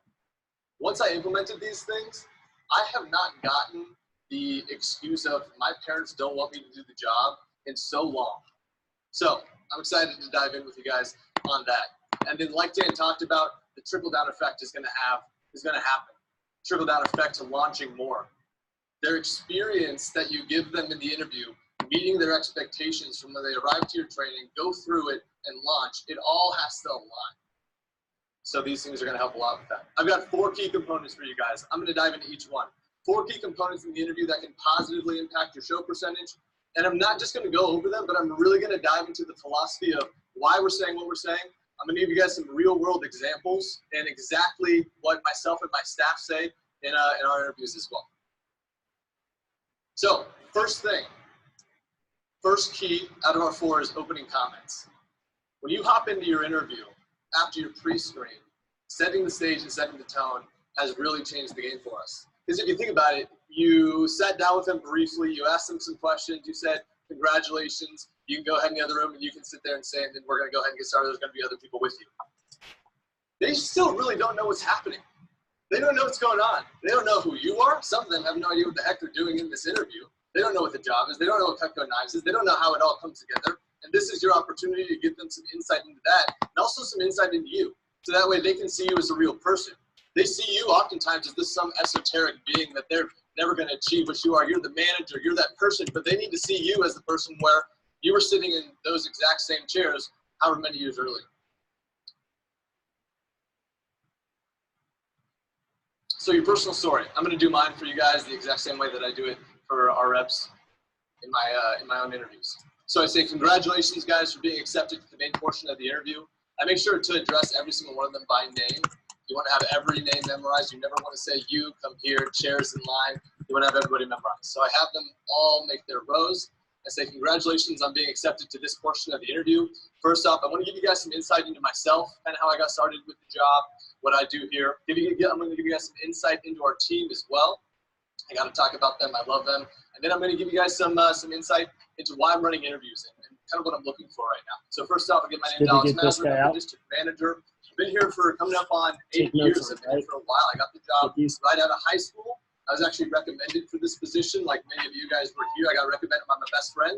His name's Corey Schott. He's my OG homie. Him and I go way back.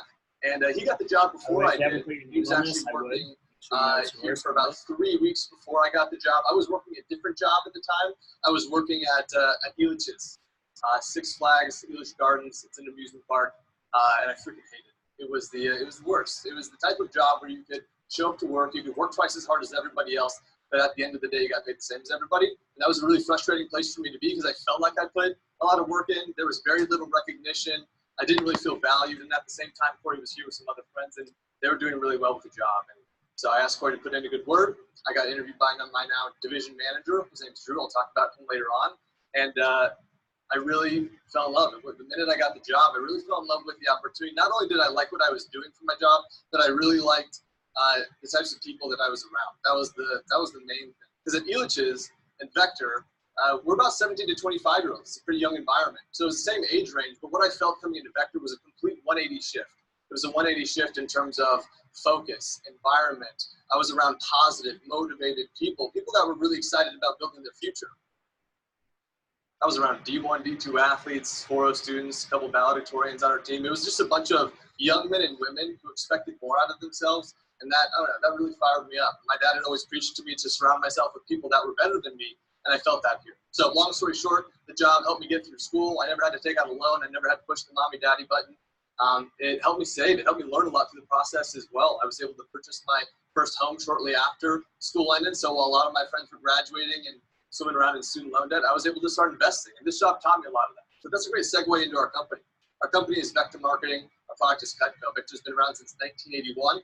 For the past couple of years, Vector's been named Company of the Year for Students by the National DECA Association. USA Today came out with the top 20 companies to work for in 2018, and Vector was ranked, so companies like Morgan Stanley, Goldman Sachs, Google, Facebook, Vector, we were ranked 12th, and we're really proud of that. A couple of the reasons for that recognition is because of the flexibility the job provides, the experience provided in the job. And if somebody does get accepted and they are in school, we do award 150 to 200 scholarships yearly. We do like to help people pay for college if that's something that they're looking for. So the number one thing that really sticks out about Vector, though, is the experience. Why we're given that recognition is because what we were equipping students with as they were graduating.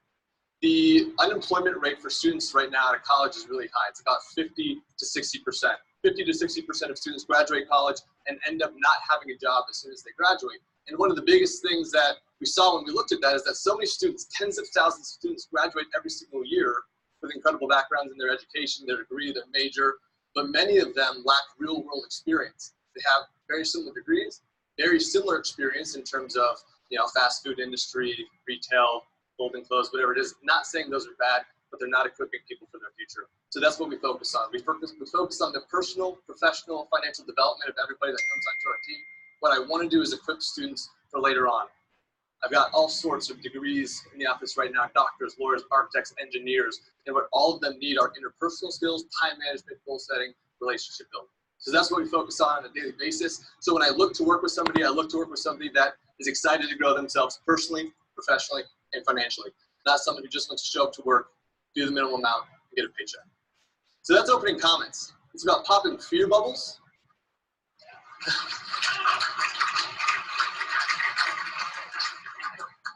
So you pop fear bubbles. You help them understand that you're coming from a place of you were there, you've been there, I'm not weird, I was sitting in those same chairs. It helps. Second key to the interview is third person stories. I'm gonna be relatively brief about this, guys, but when I was looking at, when I was getting great shows in the pilot office, it was because I knew everybody. Every single rep that was on the team, I knew them, I knew their personal story, I knew the struggles that they had, the type of person that they were when they came in, and I was able to use those in the interview, and I was very vocal about those. And I had different stories for every single person, the introvert, the extrovert, somebody who needed a very flexible schedule. And I was able to portray those and really help pop fear bubbles as well. That's what the interview is all about, guys, is popping as many fear bubbles as you can to build their confidence that they got this. Somebody else has been in their same shoes before they come in. So your third person stories, really quickly with this, here's what you need. And dive into this with your team. Figure out who these people are and use them. First one is the timid rep. So who's your third person story for the person that came in? They were shy, they'd never done a job like this before, and they did really well. They grew, they learned a lot. The second type of third person story that you need is the extremely motivated and competitive rep. The rep who wanted to go all out, the rep who wanted to work hard and really be valued for the work that they put forward. The third one is the rep who needed a very flexible schedule. The one who pretty much needed to work to get their parents off their back, tell them they were doing something.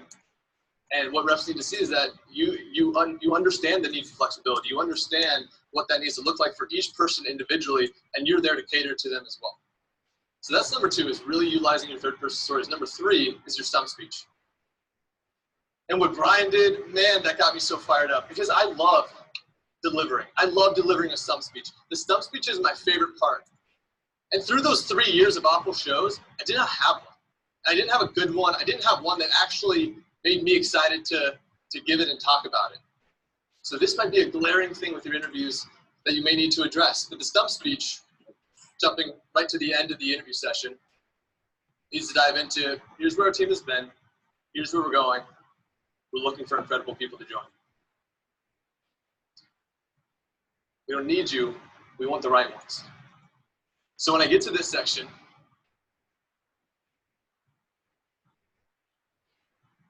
I say, so those are the details of the job. I want to cover the last couple things. I want to cover right now why I'm running interviews. Our office right now is in a really special place. We're a young office. We haven't been around for a very long time. We opened up in 2016, and I started in a great place. I learned a lot from my mentor and my manager at the time, and going through college, I really didn't quite know what I wanted to do. I had no clear direction. I was pretty much paying for a degree that I didn't know what I was going to do with. But what Vector did as I was working this job and going to college is it gave me a lot of perspective. And it helped me understand what I loved and where my passions were. I realized that I loved people. I loved helping people succeed. I loved giving people the skills necessary to leave this job and go achieve their dreams. Nothing fired me up more. Nothing gave me more value. And so I realized that I wanted to go career with this company. I wanted to open up an office. And in 2016, I was given the opportunity to open up a district office. That's when North Denver was born. And I love to win. I'm very competitive. Freaking hate to lose. And so that year, 2016, we were one new office out of 150 other new offices in the company. And we wanted to win a Silver Cup. Silver Cup is like the Vince Lombardi Trophy. It is the top dog of achievements that you can win in this company. And we wanted to take home our first one. And by the end of 2016, we got close. Top 5 in the nation, right around $400,000 in business. And we were very proud of that year. But 2017, again, number 1 is the goal. We grew. We did about $690,000, so great growth in the nation, top 5. Very proud of both of those years. Not satisfied. 2018 hit. 2018 hit, we got down to business. We grew with the right people. We focused on working with the right people. We really figured things out in the business. And in 2018, we officially finished top 5. I'm really freaking sick of top 5. I'm sick of top 5, and why I'm running interviews right now is because we're really close. Right now, the North Denver office is in 2nd place in the company. I lost about half my team when summer ended. Most of our reps go to school out of state, so right now we're trying to continue the legacy that they've left in the summertime. I need to fill positions with the right people. I'm looking for people who want to lead. I'm looking for people who want to be a part of something that's bigger than themselves. And I'm looking for people who also want to grow. You see my assistant manager staff. I've got 7 assistant managers. Most of them are going to be leaving and opening up their own offices and running their own businesses. And I'm really proud of them, but that also means that I need to replace them. So I'm going to be looking for people who want to advance as well and grow into management positions. Management positions mean you get dual income. My assistant managers are paid very well off the office, as well as off their personal sales and leading by example. So if you feel like, if things go well today, and we end up going forward with a position, if you feel like management is something that could potentially be of interest to you, go ahead at the bottom of your acceptance sheet there. Just put an M and circle it for me. I'd just like to know that. So if we do go forward, I have something to keep in mind. Then I have them work on their questions there at the end. I have them finish the referrals, the PRs on the back, and then we dive into the last part. So stump speech. Gets them fired up. And gosh, guys, if you don't have one that fires you up yet, take some time. On your plane ride home, figure out why you're doing this. I think Brian's talk gave us a lot of perspective on what we're really here to do again, and implement some of that stuff in there. Something that you can deliver with passion and excitement. I can tell you how many acceptance sheets I look at. There's a big star. They write Silver Cup. People are circling. They don't even know what it looks like. I love that. Lastly, 4th key is your post screen.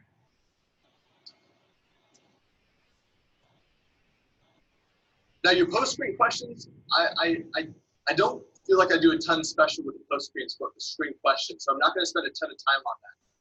But one thing to think about and ask yourself about your post screen is, and this was a conversation I was having with Drew as I was preparing for this talk, and think about, they're about to leave your office and they're about to go talk to somebody. They're about to go chat it up with somebody, a friend, a significant other, or a parent. And what do you want that conversation to feel like, sound like? How do you want them to be talking about what they just experienced with you? And a lot of that is left at the post screen. A lot of that is how you make them feel as they're leaving, as you're accepting them. So with your post screen, it's got to be a genuine acceptance, heartfelt. At the roundtables, I was chatting a little bit with a couple people, and are you taking notes on your people, on their application sheets? Are you taking notes and making sure that you know the exact reason as to why they're going to be a great fit for your team, for this office? What about them is going to make them a rock star in this business? And are you accepting them for the right reasons? Generic doesn't work. You've got to cater to them. If you want to be a doctor, how is this job going to help them get there?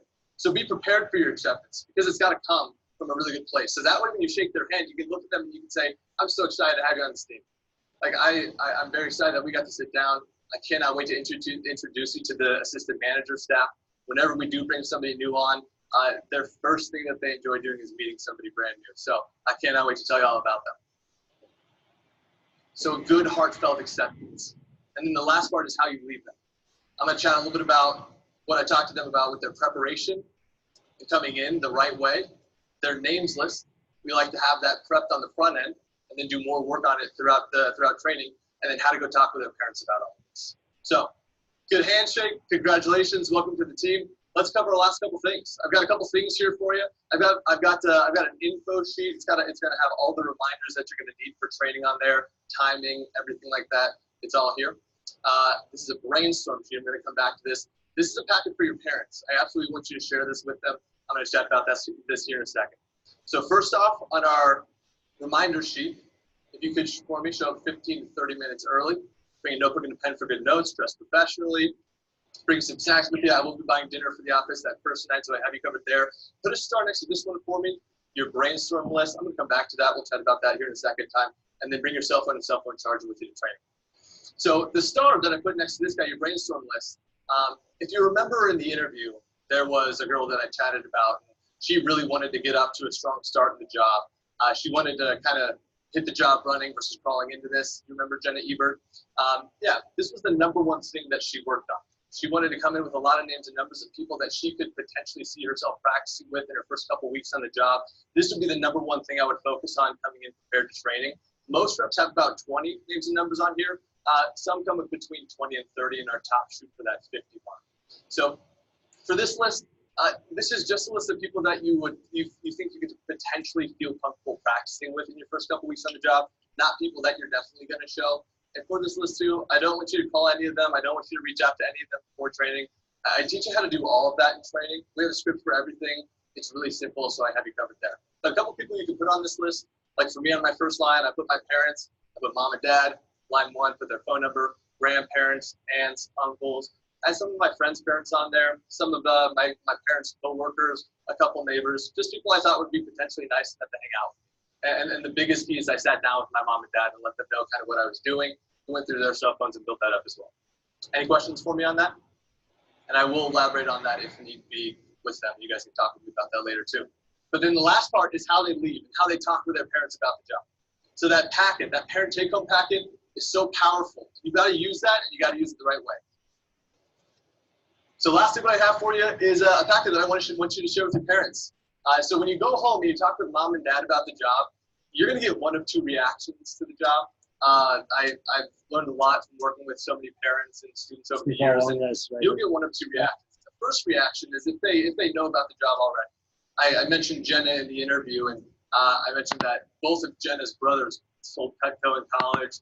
Her entire extended family has owned this stuff for over a decade. Well, when Jenna went home and told her mom she got the job selling Petco knives, mom was psyched. Her mom was excited to get more discounts. She was ready to go, and she knew the drill, pulled out her cell phone, helped Jenna build. So if your parents know about Petco already, they're going to be 100% supportive and on board. Now, if they don't know about Petco, like when I went home and I told my dad I got a job selling knives, I got the exact opposite reaction as Jenna did with her mom. My dad, he was like, the hell you got a job selling knives, man? He's like, what does that even mean? And he had a million questions for me, and he was peppering me with all these questions. And it was all coming from a really good place. At first, I was a little caught off guard because I was really excited about the new job. But he was just coming from a place of a parent. He had a lot of questions. He wanted to make sure that I was in a good place, I was going to be taken care of, and really in a good job. Some main things, he just wanted to make sure I wasn't having to go door to door, didn't have to do any cold calling. A big one for him was he wanted to make sure that I didn't have to buy anything to get started. He didn't want this to be like network marketing, like pyramid scheme type of a job. He just wanted to make sure I was in a good place. So I was able to answer all those questions. I learned all that in the interview. But this packet right here, this helped them out a ton. It's got a couple things inside of it. It's got our people, products, and programs. It talks about what we stand for as a company, our mantra. It's got our company structure, how long we've been around. It's our 70th year anniversary. It's got how you get started and paid. It's got some skills that you're going to start developing through the job as well. This next page here is Leslie. She talks about her experience selling Petco through college and what it did for her. I absolutely want you to read this. Make sure you read this one with your parents too. It gives some great insight. And then the last page here, DECA. So I'm going to put a star next to DECA. This was kind of the nail in the coffin for my dad on him supporting me in the job, because I was in DECA in high school. Once he saw that we were national sponsors of DECA, he started actually believing me that I was trying to apply for a real job. So if they have any questions, share this with them. Here's this. You have my contact info. So if you need anything at all, reach out. You're on the team. I got 10%. Sound good? So you leave them the right way. You give them tools to go home to talk to their parents. You address any negativity. You say, hey, if your parents are grilling you, it's okay. I promise you, they're just coming from a good place. So don't get defensive. They just want to make sure you're in the house. So share this up with them. It's huge. And then I'll give them a tour of the office. I'll show them the 10K Fast Start wall. I'll talk about how the 10K Fast Starters got there. I love to show the 10K Fast Start wall and just point out how many demos that it took for them to get there. And then I reference their list. I take them over and I say, so this is our list of 26 10K Fast Starters throughout the entire history of North Denver. And, you know, they all have a lot of things in common. Some of them are really introverted. Some of them are extremely extroverted. What they all had in common, though, was that list that I told you about. They had between 30 and 50 names and numbers on there. Not saying if you get 30 to 50, you're guaranteed to sell $10,000 and make $2,000 in income in 10 days, but you have a good shot. So work hard on that list. If you got questions on it, give me a shout. And I'll be helping you build it up more in training too, but that's going to give you a good starting list. Cool. Congrats again. Go say bye to the assistant managers, and then have them head out. So with your interview, think about, do they understand the job in a way where they feel confident describing it to their parents? Do they have confidence in the fact that they can do the job? because they know what it entails, what's expected of them in the job, how to prepare for training so that way they can see success? Do they have confidence in you as their potential leader? Do they believe in the vision and what you're trying to accomplish? How are you trying to impact people? Are they tied in and bought into that? Do they have confidence that they're joining the right team? They're going to be taken care of. So hope that helps. Thank you guys so much.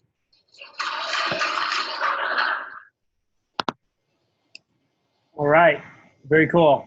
Well, we will pause that. We could keep going on with the DVM panel, but we will stop the screen share and move into this. So I see smiles from the DM faces. I think that brings back some memories of being out there at SLC in St. Louis, Missouri. Hashtag GoDM. There's nothing like SLC.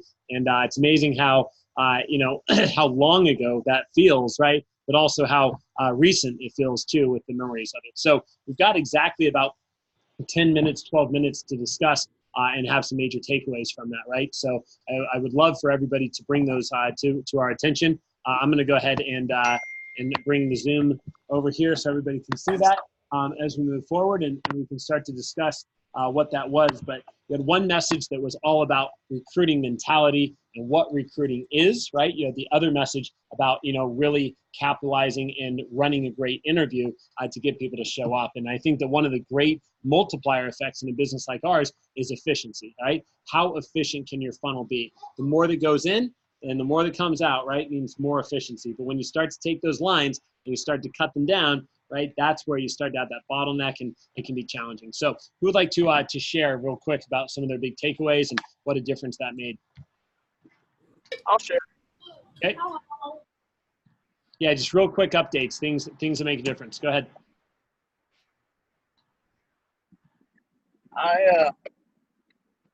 That recruiting is great. I mean, you got to be careful with who you recruit, because you don't want to recruit a bad apple that's going to bring everybody down.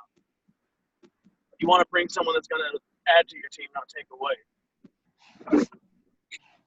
Okay, cool. So recruit the right people, focus on the right ones. Thanks, Dustin. I like that. Who else? For me, Brian Helm's talk, the biggest thing was the fact that he talked about just training pop and mentality and focus with that. He talked about exhilarating, and the fact that training pop is not exhilarating, standing in front of training isn't exhilarating, which kind of caught me off guard. It's like, that's what we work toward every single week. That's the end goal. That's what we're excited about. But he said what's exciting is the process to get there.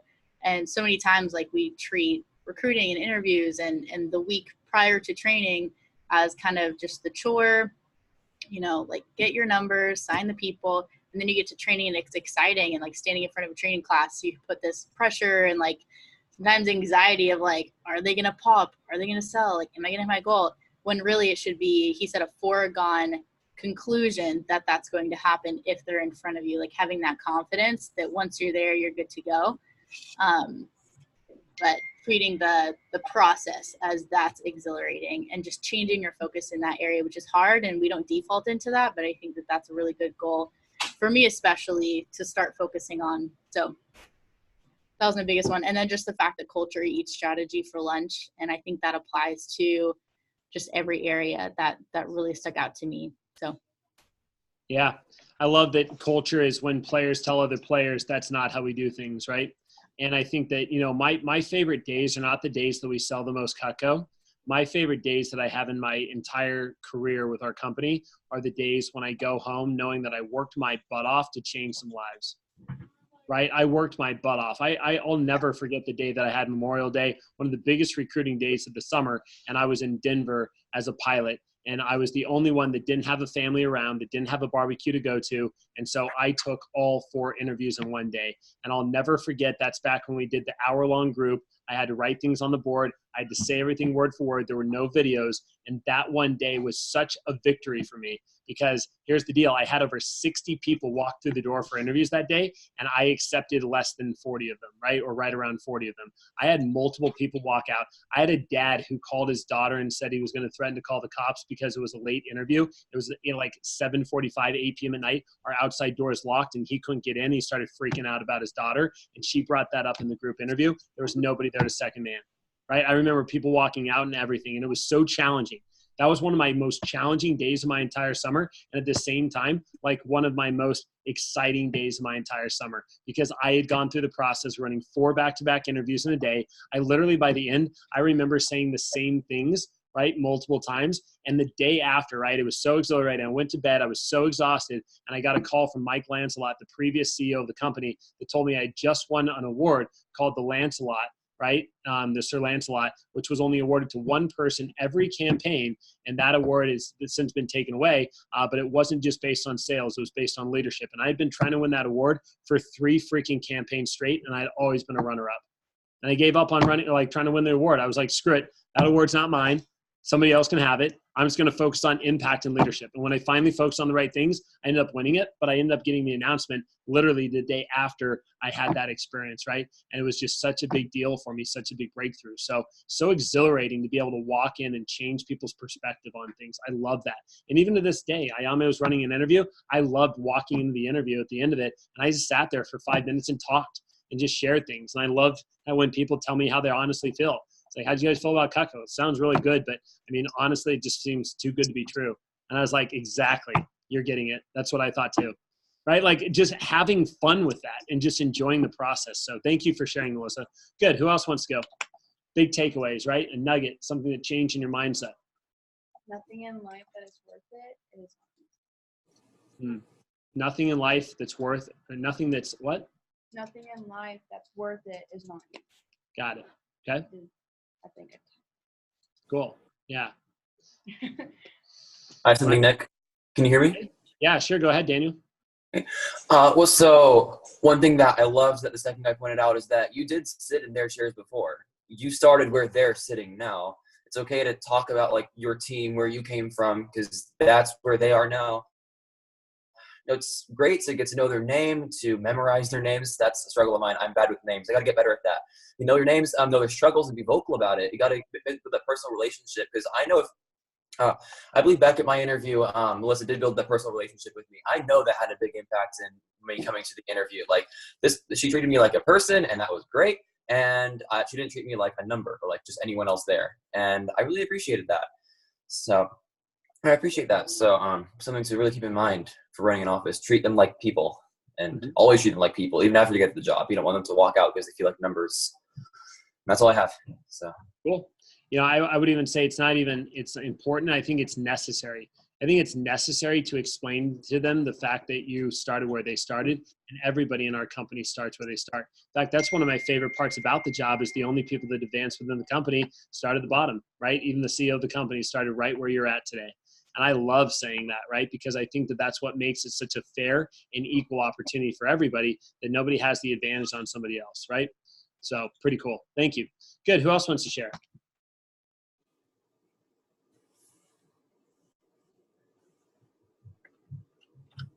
Spent an hour watching videos, right? Hope it made an impact. I really like that. You're next, Olivia. Go ahead. Yeah. Okay. I like that people do not buy what you have. That made me, rethink everything I do and rethink my purpose. Why do I really want to, be in this business? Is it because of the money, or is it just because of cool people? Like it's a lot deeper than that. I didn't think of all the reasons, but I knew that was something I needed to go home and really put thought and effort into and write it down and try to build off of that. Yeah. So I think that's a great question we all need to write down, and hopefully we already have, but why are you here? Right? And again, if you're going to choose to be here, then how are you going to choose to be here? We think about it all the time. We've heard it before. Are you showing up to work, or are you showing up to work? Right? What a big difference that is. So a lot of it have how you're showing up and why you're showing up. What is the purpose? What is the objective? Is this a priority for you, or is this a distraction, right? We kind of see all this looping together now. But knowing why you're truly here, and for me, it truly is about, like, I feel like I'm just a really well-paid teacher. Right? I do a lot of the things that doctors do every day. I diagnose problems, and I've prescribed solutions. I do things that a counselor does. Yeah, I do that. I do what a teacher does. Yep, I do that. I do what a financial planner does. Yep, I do that. Like, you know what? Why don't you just go ahead and name a job? And I'm pretty sure that I do things that those people do. Right? And that's for me. I'm getting to do so many jobs all under the banner of one opportunity. You ever thought about that before? It's pretty awesome. It's pretty awesome. My mom was a school teacher for 36 years. And after 36 years, you know, yeah, she's got a retirement, but I'll tell you what, it's not one that when she was ever paid what she was worth, not once. Right? And I love that in a business like this, I get to determine what I'm worth. Something I really enjoy. So really good stuff there, Brandon. Thank you. Olivia, what do you got? Is in the first video, he said recruiting is a privilege. Mm-hmm. That was pretty true. Yeah. Yeah. Cool. It's a great takeaway. Yeah. So every time we make PR calls, every time we come to the office to second man an interview, like it's a privilege that we have to offer people. And I was telling your group, your interview today, when I was in there, that I've won a lot of cool things. I've taken a lot of cool trips. I've made a lot of money with this job, but nothing will ever surpass value-wise the overflowing box of thank you letters and appreciation letters. And when I have people that 5 years down the road, 10 years down the road are applying for jobs and they're still asking for me to give them a letter of recommendation. So super powerful stuff. I like that. Good. Okay, any other takeaways? Got a couple minutes left. Any other big breakthroughs? One of mine also goes with Olivia's. Recruiting is also culture. I definitely think that's also 100% correct, because if you're in a place where the culture is negative and they're not wanting to do anything, that brings on to you and you don't want to do anything. So if you go into a place where like, oh, it's lit, we're about to book, 50 PRs, let's go, let's put some Chick-fil-A or something. That just makes everyone else so much more excited to do the job that they came to do. Yeah. And this is why it's so important to run a kickoff meeting. We have to check our energy. We have to check our mindset. We have to check our culture, right? And we have to remind people why they're here, because especially if they're coming in middle of the day for a blitz, they're not in the same mindset that you're at as a leader. Guaranteed. And we got to remember this too. For those of you opening up branch and offices, nobody's ever going to care about your business as much as you do. They're just not. Nobody will. They might show you and tell you that they do, but they're not going to. Honestly, right? The person who cares most about your business will always be you, right? So you've got to get people on board with that, right? Like you were talking about. And it really is culture, So I think that's a question I would write down right now. What is the culture of recruiting in your office? What is the culture of recruiting in your office? And maybe even a better question you should be answering right now is, what do you want the culture of recruiting to be like when you open an office?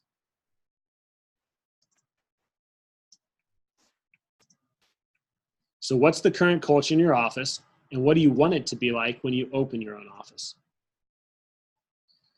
And again, if we have any shot at $3.5 million next year, guys, we need 10 people opening up offices this year. It's important. And you know what? When I think about the state of Oklahoma, and I think about how we're in the bottom of a lot of the rankings throughout the United States of America, if there's ever a location in America that needs what we've got, it's the Great Plains division. Does that make sense? Like when I think about the stats that come through for, people that like health, we're in the bottom 5 states when it comes to health, right? And I think that business like this can teach you proper healthy habits, right? When I think about things like the education systems, right? And people with, when they get to college and things like that. Like if you really look at the state of Oklahoma, again, I know this is the state I've chosen as home. I moved my family here 3 years ago, right? But this state is in a position, right? It's in a state of emergency. That's what the state is, right? It's in a state of constant emergency where the youth is the future of the state. And I feel like the state is a few years behind a lot of other states out there when it comes to, right, building up and where we're headed. And you know what? The fastest way to create something, the fastest way to change something is to target the youth. It's just so true, right? And so this, if anywhere, we should be really taking ownership of that, it's here, right? It really, truly is here. And we have a bigger opportunity. I don't think we have a bigger opportunity. We have an opportunity to impact the same amount of people that other offices have to impact. but our impact goes further. And our impact, because of where we find them and where we can take them, is greater. Does that make sense? That distance, that gap is bigger. Truly believe that. Right? So, something to think about. I like it. Any last comment before we wrap? It's over here. The cord. There on the cord. All right. Well, a couple of assignments that I want you guys to write down. Obviously, number one is to buy the book, The One Thing. Go to the website, The One Thing, right? We talked a lot about that. You know, another assignment for everybody to write down, right, is to write your letter of intent for whatever title you want. What's your letter of intent going to look like, and where's it going to be? Okay, third one, sell your Olean Homemaker. If you have not sold it yet, what is your plan A, right? Top 5, top 10. Remember, 1 out of 10 buys a homemaker. If you haven't done 10 demos, that's why you haven't sold it. What's plan B? Well, talk to some family members that could buy it as a gift for somebody, and maybe you can give them a discount, right? Like, here's the deal. Paying $750 is not an option, right? Think about it. Even if you have to forgive, right, some of the money, paying $300 is a lot better. Hey, I'll pay for the first payment for you. Or, hey, if you pay for the first payment, I'll pay for another payment later. You know what I mean? And they get $300 off a homemaker, but not selling it's not an option, right? Get it done. Cool. All right. Another option, right, is talking to past customers, asking who they know that would be able to buy one, right? Taking advantage of that, you know. And another option is to make sure you talk to a family member just about buying it and then being able to resell it for cash and piecing it out, right? You don't have to sell it for cash again, but now you got pieces that you could sell, right, and be able to make some money off it. Does that make sense? But $750 versus the commission that you make off of it, like, come on, guys, it's not an option, right? So get the homemaker sold. All right, cool. Another one you can write down is sign up for Olean. So let's get that done, right? Sign up for, not Olean, sorry. Sign up for Year End Banquet. You're like, next year, sign up for Year End Banquet. I was thinking Olean. Sign up for Year End Banquet, right? And figure out your planning arrangements. How are you going to get down there? Is it going to be a flight, right? The trip to Austin's quite the drive, right? But we can make it. Okay, and I'm sure we'll have people carpooling. And then, of course, there's the option to fly as well, all right? It's going to be a phenomenal event, okay? Another one that you can jot down as an assignment is you need to reorganize and rebuild your customer list. Reorganize and rebuild your customer list, right? So this is huge. Your leads tracking system, right? And how are you building towards Mission 250? None of us are at 0 leads. But even if you were at 0 leads right now and you added just 10 a day, you would be at 250 far before Christmas. 10 a day, right? So be creative, find a way. Imagine what your business starts to look like if you make 10 calls a day and you reach out to what, right? People to get 10 fresh leads. If you were getting 10 fresh leads and 10 calls a day and you just made that your fundamental habit, right? Every single day, you'd get really good at it. You'd be able to get it accomplished really quickly, right? And your business would be thriving. Right? And that's the whole concept of the one thing. What's the one little domino that builds and like knocks over a bigger domino and a bigger domino and a bigger domino? And pretty soon you've got a domino that's a skyscraper that you're knocking over. But you didn't go to that domino and push it because it never would have worked. You went all the way back and you said, I got to knock this one over. Right? If I said knock over 100 dominoes that are all standing up in an hour, right? What's your plan? What would your plan be? To have 100 just like sitting apart from each other and knock everyone out? Right, in a minute? You know, no. What would your plan do? Your plan would be to set them up all perfectly so that if you knock over one, they all get knocked over. So that's the whole concept behind the one thing. What's that one thing that changes everything? In my opinion, the one thing is, right, your phone calls. You build your leads, you make your calls. You build your leads, you make your calls. That's it. You do that one thing, everything starts to change, right? Okay, and the last assignment is check your email and send out your past customer email. I sent that out earlier this week.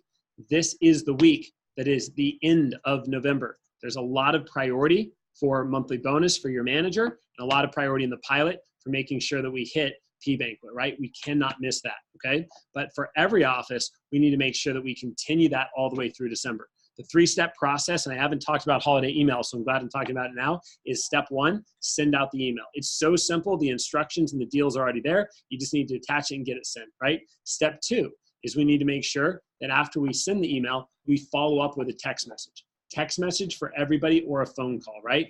And step 3 would be that phone call, right? So having that system, send the email, follow up with a text, and then make the phone call. And if you do that strategically over the next 3 weeks, you're going to be in a really good position, be building lots of momentum for December, and be really bringing the fire when it comes to the Cabo push. Sound good? All right. Cool, guys. Other than that, thank you for a great Leadership Academy number 5. I learned a lot. I hope that you did too. I am very excited about our next Leadership Academy. It is on December 12th. So make sure that you put that in your schedule. December 12th. That is a Thursday. That's also where we're going to be announcing a lot of the Cabo breakdowns, and that is also where we will be in full swing with our January program. We have a DM staff meeting coming up this Monday with our entire district team. We're going to be breaking down and talking about the power, right, of the Jan program and what we're building towards. And we're going to turn some freaking heads when it comes to our January recruiting and January sales kickoff and opportunities. So definitely look forward to that. I know that might be in the middle of finals and things like that, but hopefully it's near the end of that finals week, right? So that you can effectively finish and complete your finals and then use that kind of as a celebration as you move forward. Sound good? Also, look out for an update on a holiday party, our friends, a holiday party coming up on a division scale. And the one thing I had not talked about is once I get your letter of intent, we will be discussing your parent dinner. So we need to make sure that we set up your parent dinners as well. For those of you who haven't sent me a letter of intent, get that to me so that I can guarantee that we get you time to go out to dinner with the parents. Sound good? All right. Other than that, thank you guys. I will stop the recording.